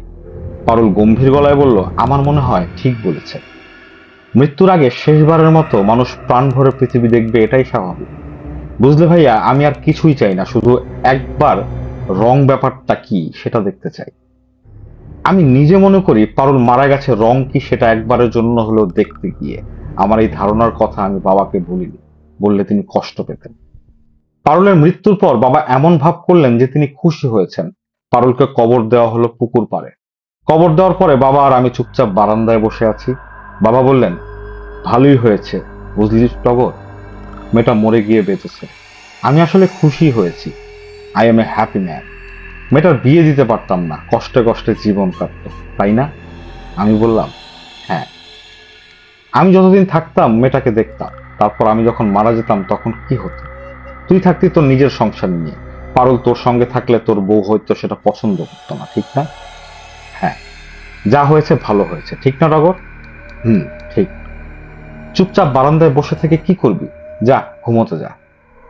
আমি ঘুমোতে গেলাম, বাবাও ঘুমোতে গেলেন। কিছুক্ষণ পরে শুনি বাবা বিকট চিৎকার করে কাঁদছেন। আমি বললাম, কি হয়েছে বাবা? বাবা বললেন, মেয়েটা একা একা ভয় পাচ্ছে। আমি বললাম, চলো আমরা দুজন কবরের পাশে বসে থাকি। বাবা তৎক্ষণাৎ বিছানা থেকে নেমে বললেন, চল যাই। আমরা দুজন বাকি রাতটা পারুলের কবরের পাশে চুপচাপ বসে কাটিয়ে দিলাম। ভোরবেলা আমি ঘরে ফিরলাম জ্বর নিয়ে। তেমন জ্বর না, সামান্য শরীর গরম, মাথা ঝিমঝিম। সেই জ্বর আর কাটে না। এক দুদিন ভালো থাকি, আবার জ্বর আসে। শরীর দুর্বল হতে থাকলো, এক সময় চোখ ঘোলাটে হয়ে গেল। কিছুদিন পর এমন অবস্থা হলো যে আমি বিছানা থেকে মাথা তুলতে পারি না, কিছুই খেতে পারি না, সামান্য পানি মুখে দিলেও বমি হয়ে যায়। নানা ধরনের চিকিৎসা হতে লাগলো, এলোপ্যাথি, হোমিওপ্যাথি, কবিরাজি, ইউনানি, আদিভৌতিক চিকিৎসাও হলো। কেউ কেউ বললেন আমাকে জিনে ধরেছে। সেই জিন তাড়াবার ব্যবস্থাও হলো। হলুদ পুড়িয়ে নাকের কাছে ধরা, শুকনো মরিচ পুড়িয়ে ধোয়া দেয়া, ভয়াবহ ব্যাপার। কোনো লাভ হলো না। বাবা আমাকে ঢাকায় নিয়ে গেলেন। ঢাকার ডাক্তাররা অনেক পরীক্ষা নিরীক্ষা করে বললেন আমার যা হয়েছে তার নাম জন্ডিস, খুব খারাপ ধরনের জন্ডিস, হেপাটাইটিস বি। লিভার পুরোপুরি নষ্ট হয়ে গেছে। ডাক্তারদের নাকি করার কিছু নেই। বাবা আমাকে দেশের বাড়িতে ফিরিয়ে নিয়ে গেলেন। এক রাতে আমার অবস্থা খুব খারাপ হলো। রহিমা খালা কান্নাকাটি শুরু করলেন। আমি বাবাকে ডেকে বললাম, আমার খুবই খারাপ লাগছে, নিঃশ্বাস নিতে পারছি না, দম দম আটকে আসছে। তুমি আমাকে কোলে করে বারান্দায় নিয়ে যাও, খোলা বাতাসে আমি বোধহয় নিঃশ্বাস নিতে পারবো। বাবা আমাকে কোলে তুলে নিলেন, তবে আমাকে বারান্দায় নিয়ে গেলেন না, বাড়ির পেছনে নিয়ে গেলেন। আমাদের বাড়ির পেছনে পুকুর পাড়ে বড় একটা শিউলি গাছ ছিল। প্রতি বছর ওই গাছে অসংখ্য ফুল ফুটতো। বাবা সরাসরি গাছের কাছে নিয়ে আমাকে গাছের কাছাকাছি নিয়ে গেলেন এবং আমাকে অদ্ভুত একটা কথা বললেন। বাবা বললেন, টগর, তোর যে অসুখ হয়েছে সেই অসুখ সারাবার সাধ্য মানুষের নেই। আমি একটা শেষ চেষ্টা করব, অন্যরকম এক চিকিৎসা। সাধু ধরনের একজন মানুষ এই চিকিৎসায় ভালো হয়েছেন, তার মুখ থেকে শোনা। সব চেষ্টাই তো করা হলো, এটাও এক ধরনের চেষ্টা। আমি ক্ষীরস্বরে বললাম, কি চেষ্টা? তোকে আমি শিউলি গাছের নিচে বসিয়ে দেব। তুই দুই হাতে শক্ত করে গাছটাকে জড়িয়ে ধরে থাকবি আর মনে মনে বলবি, গাছ, তুমি আমার অসুখটা তোমার নিজের শরীরে নিয়ে আমাকে সুস্থ করে দাও। পারবি না? আমি বললাম, পারবো। বাবাকে খুশি করবার জন্যই বললাম পারবো। ডুবন্ত মানুষ বাঁচার জন্য খড়কুটো ধরে, বাবা তাই করছেন। কিছু না পেয়ে গাছের হাতে আমাকে তুলে দিচ্ছেন। বাবা যেভাবে গাছ ধরতে বললেন সেইভাবে ধরলাম এবং মনে মনে বললাম, হে গাছ, তুমি আমার রোগ তোমার নিজের শরীরে নিয়ে আমাকে সুস্থ করে দাও। বাবা বললেন, টগর, তোকে এই যে আমি গাছের সঙ্গে জুড়ে দিলাম, আর তুলব না। তুই খুব মন লাগিয়ে গাছকে বল তোকে সারিয়ে দিতে। আমি গাছ জড়িয়ে ধরে বসে আছি। আমার অসম্ভব দুর্বল শরীর কিছু না ধরে বসে থাকা অসম্ভব না। আমি যা করছি তা যে খুব অস্বাভাবিক কিছু তাও মনে হচ্ছে না, মনে হচ্ছে যা করছি ঠিকই করছি। রহিমা খালা বাবাকে বললেন, আপনার কি মাথা টাথা খারাপ হইছে? আপনি করতেছেন কি? এটা কোনো চিকিৎসা? অসুখ হইছে পুলার, মাথা খারাপ হইছে আপনার। বাবা বললেন, তুমি কথা বলবে না রহিমার মা, একটা কথাও না। এই অবস্থায় কতক্ষণ থাকবো জানি না। আমার অসুখ এই পর্যায়ে ছিল যে আমি বেশিরভাগ সময় ঘোরের মধ্যে থাকতাম, চারপাশে কি হচ্ছে না হচ্ছে বুঝতে পারতাম না। গাছ জড়িয়ে ধরবার পর আমি ঘোরের মধ্যে চলে গেলাম, প্রবল ঘোর। মাঝে মাঝে ঘোর কমে, আমি আবছা ভাবে দেখি বাবা পাশেই বসে আছেন। আমি যতবারই চোখ মেলি ততবারই বাবা বলেন, কথা বল, গাছের সঙ্গে কথা বল। আমি ফিস ফিস করে বলি, হে গাছ, তুমি আমার রোগ তোমার শরীরে নিয়ে আমাকে সারিয়ে দাও। হে গাছ, তুমি আমার রোগ তোমার শরীরে নিয়ে আমাকে সারিয়ে দাও। হে গাছ, তুমি। বাবা আমাকে গভীর রাতে গাছের সঙ্গে জুড়ে দিয়েছিলেন। রাত কেটে ভোর হলো, আমি সেভাবেই রইলাম। বেলা বাড়তে থাকলো, একসময় মাথায় রোদ এসে পড়লো, আমি নড়লাম না। আমার সময় কাটতে লাগলো প্রবল ঘোরে, এবং প্রবল অবসাদের মধ্যে। আশেপাশে কি হচ্ছে না হচ্ছে সেই বোধ ক্রমে লুপ্ত হতে লাগলো। কেউ যেন আমাকে আমার চেনা জগৎ থেকে খুব ধীরে ধীরে আলাদা করে নিচ্ছে। আমি প্রবেশ করছি অন্য এক ভুবনে। সেই ভুবন ছায়াময়, আনন্দময় এবং নিস্তরঙ্গ জলের মতো শান্ত। সেই জলে ছায়া পড়ে, কিন্তু ছায়া স্থায়ী হয় না। একটা ছায়া মিলিয়ে যায়, অন্য ছায়া আসে। নিস্তরঙ্গ জলে চলমান গতিময় জীবন। একসময় আমি চোখ মেললাম, দেখলাম সন্ধ্যা মিলিয়েছে, আকাশে শেষ সূর্যের আলো। আমি গাছ জড়িয়ে ধরে বসে আছি, বাবা আমার পাশে, তার মুখে রাজ্যের ক্লান্তি। তিনি আগ্রহ নিয়ে বললেন, টগর, শরীরটা কি একটু ভালো লাগছে? আমি বললাম, হ্যাঁ। নিঃশ্বাসে কষ্ট হচ্ছে না? আমি বললাম, না, কষ্ট হচ্ছে না। খিদে পেয়েছে? কিছু খাবি? হুম। শরীরটা কি সত্যি ভালো মনে হচ্ছে? হ্যাঁ। বাবা মহা বিস্ময় নিয়ে আমার দিকে তাকিয়ে রইলেন। আমি গাছ ছেড়ে উঠে দাঁড়ালাম। বাবা বললেন, এ কি, গাছ ছেড়ে দিলি কেন? আমি বললাম, আমি ভালো হয়ে গেছি। কথাটা যে আমি নিজে বললাম তা না, আমার ভেতর থেকে অন্য কেউ যেন বলল। দীর্ঘদিন পর প্রথমবারের মতো আমি কারো সাহায্য ছাড়াই নিজে হেঁটে বাড়ি ফিরলাম। জলচক্রিতে বসিয়ে গরম পানিতে আমাকে গোসল করানো হলো। রহিমা খালা বারবার বলতে লাগলেন, বড়ই আচানক ঘটনা, বড়ই আচানক। আমার জন্য আলো চালের ভাত এবং শিং মাছ রান্না করা হলো। তৃপ্তি করে ভাত খেলাম। আগের মতো বমি করে ভাত উল্টে ফেলে দিলাম না। বাবা বললেন, এখনো কি ক্লান্ত ভাব আছে? আমি বললাম, আছে। বাবা বললেন, চল যাই, গাছ জড়িয়ে ধরে বসে থাক, একটু কষ্ট কর। আমি বললাম, আর গাছ জড়িয়ে ধরে বসে থাকতে হবে না, আমি সেরে গেছি। আমার ঘুম পাচ্ছে, আমি ঘুমাবো। বাবা আমাকে শুইয়ে দিলেন। প্রায় সঙ্গে সঙ্গে আমি গভীর ঘুমে তলিয়ে গেলাম। এমন শান্তিময় ঘুম আমি কখনোই আগে ঘুমাইনি। ভবিষ্যতেও যে ঘুমাবো তা মনে হয় না। যেন আমার শরীর পাখির পালকের মতো হয়ে গেছে, সেই পালক ভেসে বেড়াচ্ছে হিম হিম হাওয়ায়। সেই গভীর শান্তিময় ঘুমে আমি অদ্ভুত একটা স্বপ্ন দেখলাম। গহীন কোনো বনের ঠিক মাঝামাঝি আমি দাঁড়িয়ে আছি, আমার চারপাশে গাছ। সেই গাছের শাখা প্রশাখা প্রায় আকাশ স্পর্শ করছে। আমি দাঁড়িয়ে আছি স্থির হয়ে। আমার নিজেকেও একটা গাছের মতোই মনে হচ্ছে। মনে হচ্ছে আমি তাদেরই একজন। সমস্ত বনভূমি শব্দহীন, বাতাসে গাছের পাতা কাঁপার শব্দও আসছে না। যেন সমগ্র বনভূমি কোনো কিছুর জন্য অপেক্ষা করছে, কোনো বিশেষ ঘটনা ঘটবে। সবাই অপেক্ষা করছে বিশেষ সেই ঘটনার জন্য। বিশেষ ঘটনাটা শেষ পর্যন্ত ঘটল। গাছ আমার সঙ্গে কথা বলল। কোনো একটি বিশেষ গাছ না, বনভূমির সব গাছই কথা বলল। প্রতিটি মানুষ যেমন আলাদা, তাদের চিন্তা ভাবনা আলাদা, গাছেরা সেরকম না। তারা সবাই মিলে এক, তাদের সবার চিন্তা ভাবনাই এক। প্রতিটি গাছ, প্রতিটি লতা ও গুল্ম একে অন্যের অংশ। গাছটা বলল, তুমি কি আমাদের কথা শুনতে পাচ্ছ? আমি বললাম, পাচ্ছি। তুমি কি বুঝতে পারছো এখন তুমি আমাদেরই অংশ? বুঝতে পারছি। আমরা তোমার রোগ নিয়ে নিয়েছি, আপনাদের ধন্যবাদ। সেই সঙ্গে আমরা আমাদের একটা অংশ তোমার মধ্যে ঢুকিয়ে দিয়েছি, এছাড়া অন্য উপায় ছিল না। ও আচ্ছা, এখন তুমি পুরোপুরি মানুষ নও। আমি কি এখন গাছ? না, তুমি গাছও নও। গাছদের চেতনার একটা অংশ তোমার মধ্যে চলে গেছে। সেটা যে খুব আনন্দময় তা না। ও আচ্ছা, চেতনার সঙ্গে সঙ্গে আমরা তোমাকে আমাদের ক্ষমতার কিছু অংশ তোমাকে দিলাম। বলতে পারো তোমার জন্য এ হলো আমাদের সামান্য উপহার। আপনাদের কি অনেক ক্ষমতা? হ্যাঁ, আমরা মহাশক্তিধর। আমরা এই পৃথিবীর সবকিছু নিয়ন্ত্রণ করি। মানুষ তা বুঝতে পারে না, তবে এখন থেকে তুমি খানিকটা বুঝতে পারবে। ভালো কথা, কিছুটা কি বুঝতে পারছো না? পারছি। নতুন জীবনের শুরুতে তোমার কষ্ট হবে, নিজেকে অসম্ভব নিঃসঙ্গ মনে হবে, তবে এক সময় সেই কষ্ট সহনীয় হয়ে যাবে। তাছাড়া তুমি নিঃসঙ্গ নও। আমার মতো কি আরো অনেকে আছে? না, অনেক নেই, খুব অল্প সংখ্যকই আছে।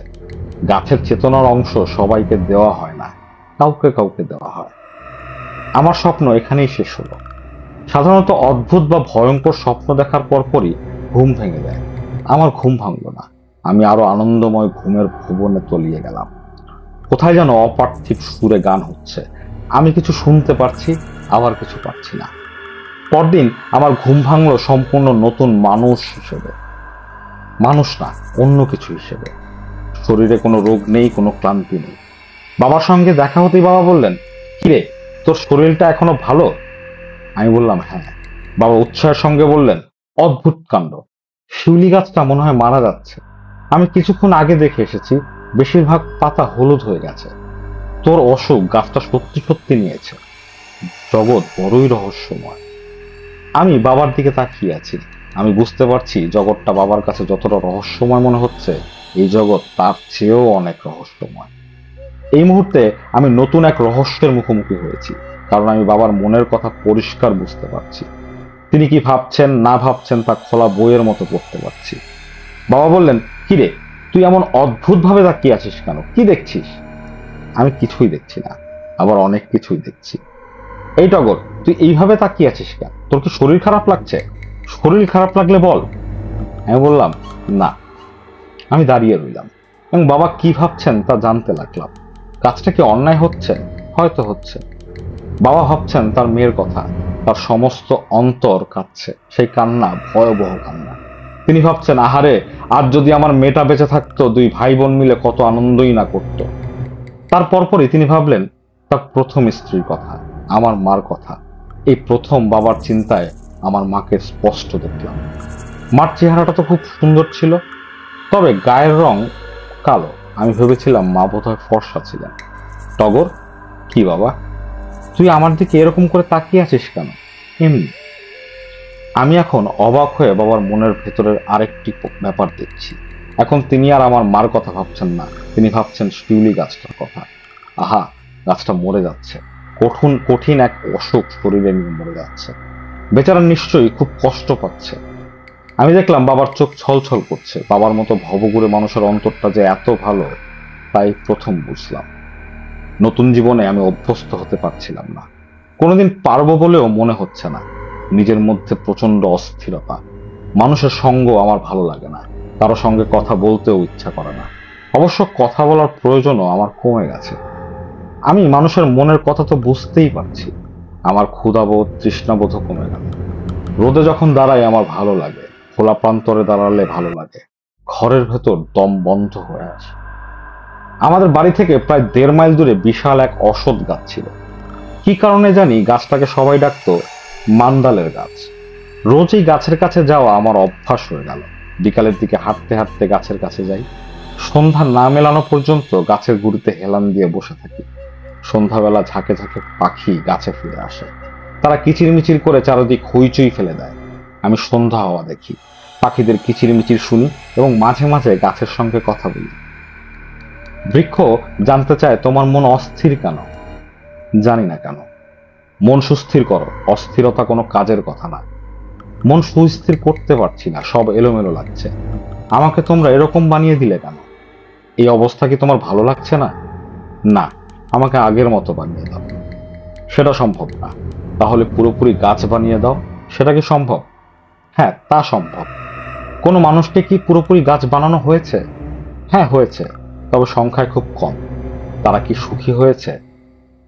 তাদের অস্থিরতা কমেছে। অস্থিরতা কমার ভেতরেই সুখ। তাদের জ্ঞান বৃদ্ধি পেয়েছে, জ্ঞান বৃদ্ধিতে সুখ। তাদের ক্ষমতা অনেক অনেক বেড়েছে, ক্ষমতা বৃদ্ধিতে সুখ। পরিপূর্ণ সুখ অলীক কল্পনা ছাড়া আর কিছুই না। একমাত্র বৃক্ষই পরিপূর্ণ সুখের কাছাকাছি বাস করে। মানুষ যে অমরত্ব চায়, একমাত্র গাছের কাছেই আছে সেই অমরত্ব। মৃত্যুর সঙ্গে সঙ্গে মানুষের ব্যক্তিগত চেতনার বিলুপ্তি ঘটে। বৃক্ষের ব্যক্তি চেতনা নেই, তার হলো সমষ্টি চেতনা।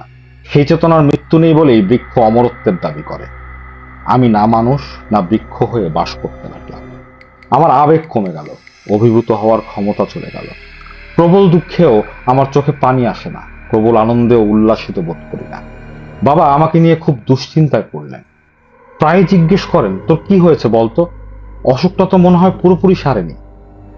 শরীরের অসুখ সারলেও তোর তো মনে অসুখ ঢুকে গেছে। চল ঢাকা যাই, তোকে বড় একজন ডাক্তার দেখায়। আমি বললাম, চল।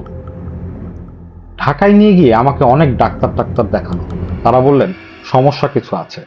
হার্টবিট স্বাভাবিকের চেয়ে বেশ কম, ব্লাড প্রেশার কম, তবে তেমন গুরুত্বের কিছু না। অনেকের হার্টবিট জন্ম থেকেই কম থাকে, প্রেশারও কম থাকে। এর বেলাতেও হয়তো তাই। বাবা খুব দুশ্চিন্তাগ্রস্ত হয়ে আমাকে নিয়ে বাড়ি ফিরলেন।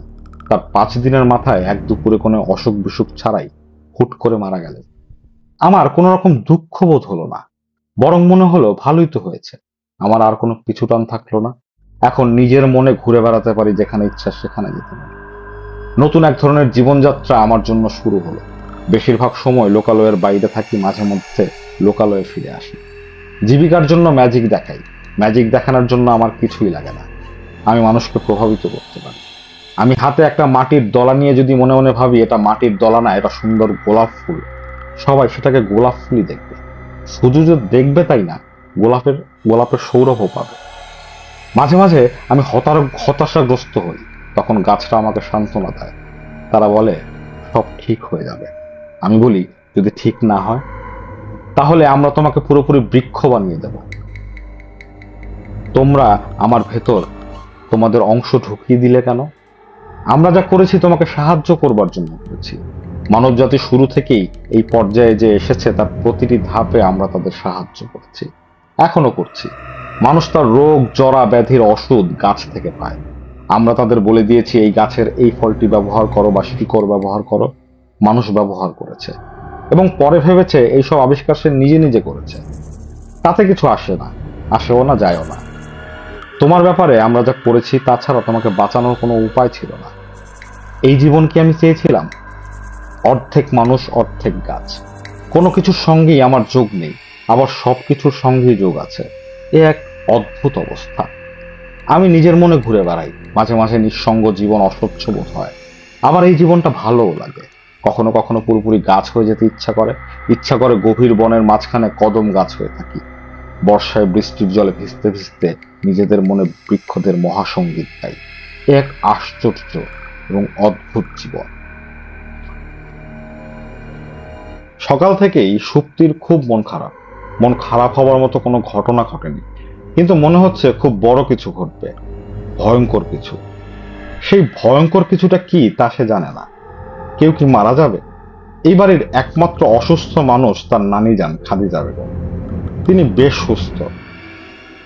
রাত্রে সুপ্তি তার সঙ্গে ঘুমায়। তিনি মহানন্দে গভীর রাত পর্যন্ত গল্প করেন। মানুষ হুটহাট করে মারা যায় ঠিকই, কিন্তু নানি যান হুট করে মারা যাবেন সুপ্তির তা মনে হয় না। তাহলে এত মন খারাপ লাগছে কেন? সুপ্তি কারণটা ধরতে পারছে না। সে ঘর থেকে বের হয়ে বারান্দায় এসে দাঁড়ালো, আবার নিজের ঘরে ঢুকলো। ঘর বাড়িগুলো কেমন যেন এলোমেলো লাগছে। এরকম তার কখনো হয় না, আজ হচ্ছে কেন? সত্যি বাড়ির পেছনের দিকে হাঁটতে শুরু করলো। খুব সাবধানে হাঁটতে হচ্ছে। নিজের বাড়িতে সে যত স্বাভাবিকভাবে ঘুরতে পারে এ বাড়িতে পারে না। প্রতিদিনই জায়গাটা তার নতুন লাগে। বাড়ির উঠোনে একটা ডালিম গাছ আছে। এই ডালিম গাছটাও যেন জায়গা বদলায়। সুপ্তির নানি যান খাদিজা বেগম লক্ষ্য করলেন সুপ্তি তাকে পাশ কাটিয়ে এগিয়ে যাচ্ছে। তিনি অবাক হয়ে বললেন, মাইয়া কই যায়? পুকুর পাড়ে যাই নানি যান। কি সর্বনাশ! একলা একলা কেমনে যাবি? পারবো নানি যান, আয় আমি লইয়া যাই। নানি যান এসে হাত ধরলেন। কেউ হাত ধরে তাকে টেনে টেনে নিয়ে গেলে তার খুব খারাপ লাগে, নিজেকে অন্ধ অন্ধ লাগে। যদিও সে অন্ধ, তারপরও অন্ধ অন্ধ লাগাটা কুৎসিত। একমাত্র নানি যান হাত ধরলে তার খারাপ লাগে না। পুষ্কুনি তোর ভালো লাগে তাই না রে মাইয়া? খুব ভালো লাগে। আমারও লাগে। নয়া বউ হইয়া যখন এই বাড়িতে আসি তখন কি করতাম জানিস? না, জানি না। কি করতেন? পুষ্কুনির পারে বইয়া বইয়া খালি কানতাম, আর তোর নানা দানের রাগ ভাঙ্গাইয়া আমারে ঘরে আনতো। একদিন কি হয়েছে শোন। আমার রাগ আর ভাঙে না। শেষমেশ তোর নানা যান আমারে কোলে কইরা আনা ধরছে। হঠাৎ দেখা হইলো আমার শাশুড়ির সাথে। তোর নানা যান ধপাস কইরা আমারে ফেলাইয়া দিল। নানা যান তোমাকে খুব ভালোবাসে। ওমা, ভালোবাসবো না? কি কষ্ট! এত ভালোবাসতো তাহলে পুকুর পাড়ে তুমি কাঁদতে কেন? কানতাম যাতে তোর নানা জানাইসা আমার কান্দন থামায়। তখন আমার বয়স ছিল কম, দুষ্টু বুদ্ধি ছিল বেশি। তোমার বয়স কত ছিল নানি যান? 13 বছর। ও আল্লাহ, আমারও তো 13 বছর বয়স। কিন্তু নানি যান, আমি পুকুর পাড়ে বসে যতই কাঁদি আমার কান্না থামানোর জন্য নানা জানের মতো কেউ আসবে না। খাদিজা বেগম দীর্ঘ নিঃশ্বাস ফেললেন এবং হঠাৎ লক্ষ্য করলেন তার চোখে পানি এসে গেছে। তার এই নাতনিটিকে তিনি খুবই পছন্দ করেন। এত পছন্দ তিনি এই জীবনে কাউকে করেছেন বলে তার মনে পড়ে না। নানি যান, কি গো মাইয়া, আমি তোমার খুব মন খারাপ করিয়ে দিয়েছি তাই না? তোমার গলার স্বর শুনে মনে হচ্ছে তোমার চোখে পানি। আমার কারো মন খারাপ করতে ইচ্ছা করে না, তারপরও নিজের অজান্তেই সবার মন খারাপ করিয়ে দিই।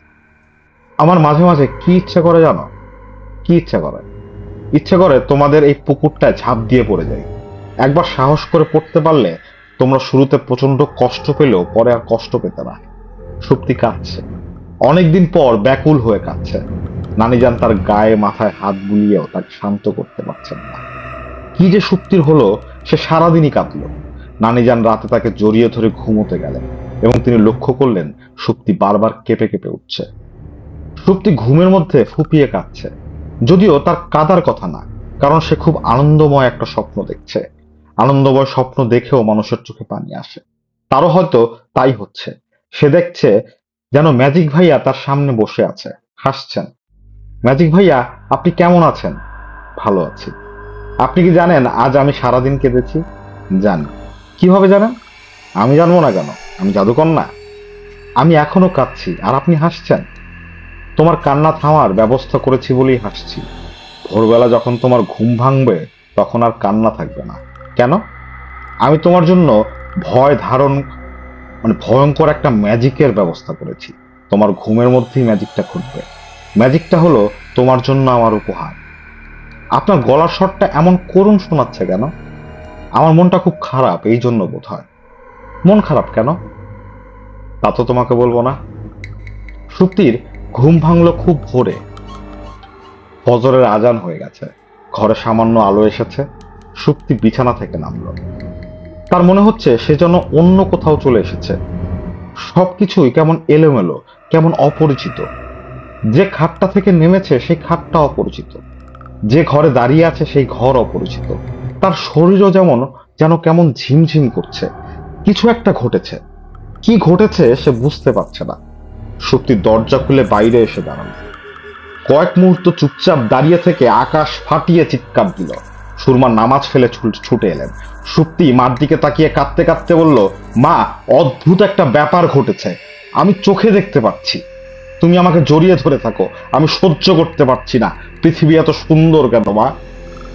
সুরমা মেয়েকে জড়িয়ে ধরলেন। সুপ্তি জ্ঞান হারিয়ে মার কোলে এলিয়ে পড়ল। পরশিষ্ট এই উপন্যাসের একটা পরশিষ্ট আছে, সেটা হচ্ছে অনেক অনেক দিন কেটে গেছে। সুপ্তির বিয়ে হয়েছে, তাদের একটা বাবু হয়েছে। তারা বাবুর নাম রেখেছে টগর। টগরকে নিয়ে সুপ্তিকে সারাক্ষণ ব্যস্ত থাকতে হয়। খুবই দুষ্ট ছেলে। সুপ্তির জীবন হয়েছে আনন্দময়। সে সারাক্ষণই গভীর বিস্ময় এবং গভীর আনন্দ নিয়ে তার চারপাশের জগৎ দেখে।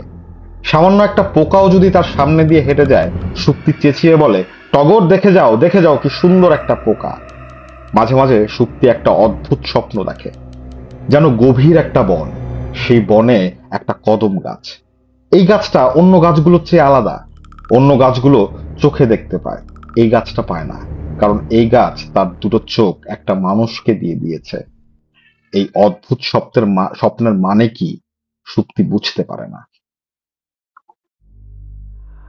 লিসেনাররা, এটাই ছিল হুমায়ুন আহমেদের কালো জাদুকরের শেষ পর্ব। যারা কালো জাদুকরের প্রথম পর্বটি শোনেননি তারা অবশ্যই কালো জাদুকরের প্রথম পর্বটি শুনে নেবেন, এরপর এই পর্বটি শুনবেন। তাহলে আপনারা ঘটনার সামঞ্জস্য ধরতে পারবেন। আমাদের এপিসোডগুলো আপনাদের কেমন লাগছে সে বিষয়ে অবশ্যই আমাদের জানাবেন। আমাদের চ্যানেলটিকে সাবস্ক্রাইব করবেন, লাইক দেবেন, শেয়ার করবেন। এতে আমাদের কমিউনিটিটা বাড়বে, আমাদের পরিবারটা বড় হবে এবং আমরা যারা এই পরিবারের অংশ তাদেরও শক্তি বাড়বে, সাহস বাড়বে ভালো কিছু সামনে নিয়ে আসার জন্য। আজকে আর কথা বাড়াচ্ছি না, সবাই ভালো থাকবেন। আজকে আসছি। আসসালামু আলাইকুম।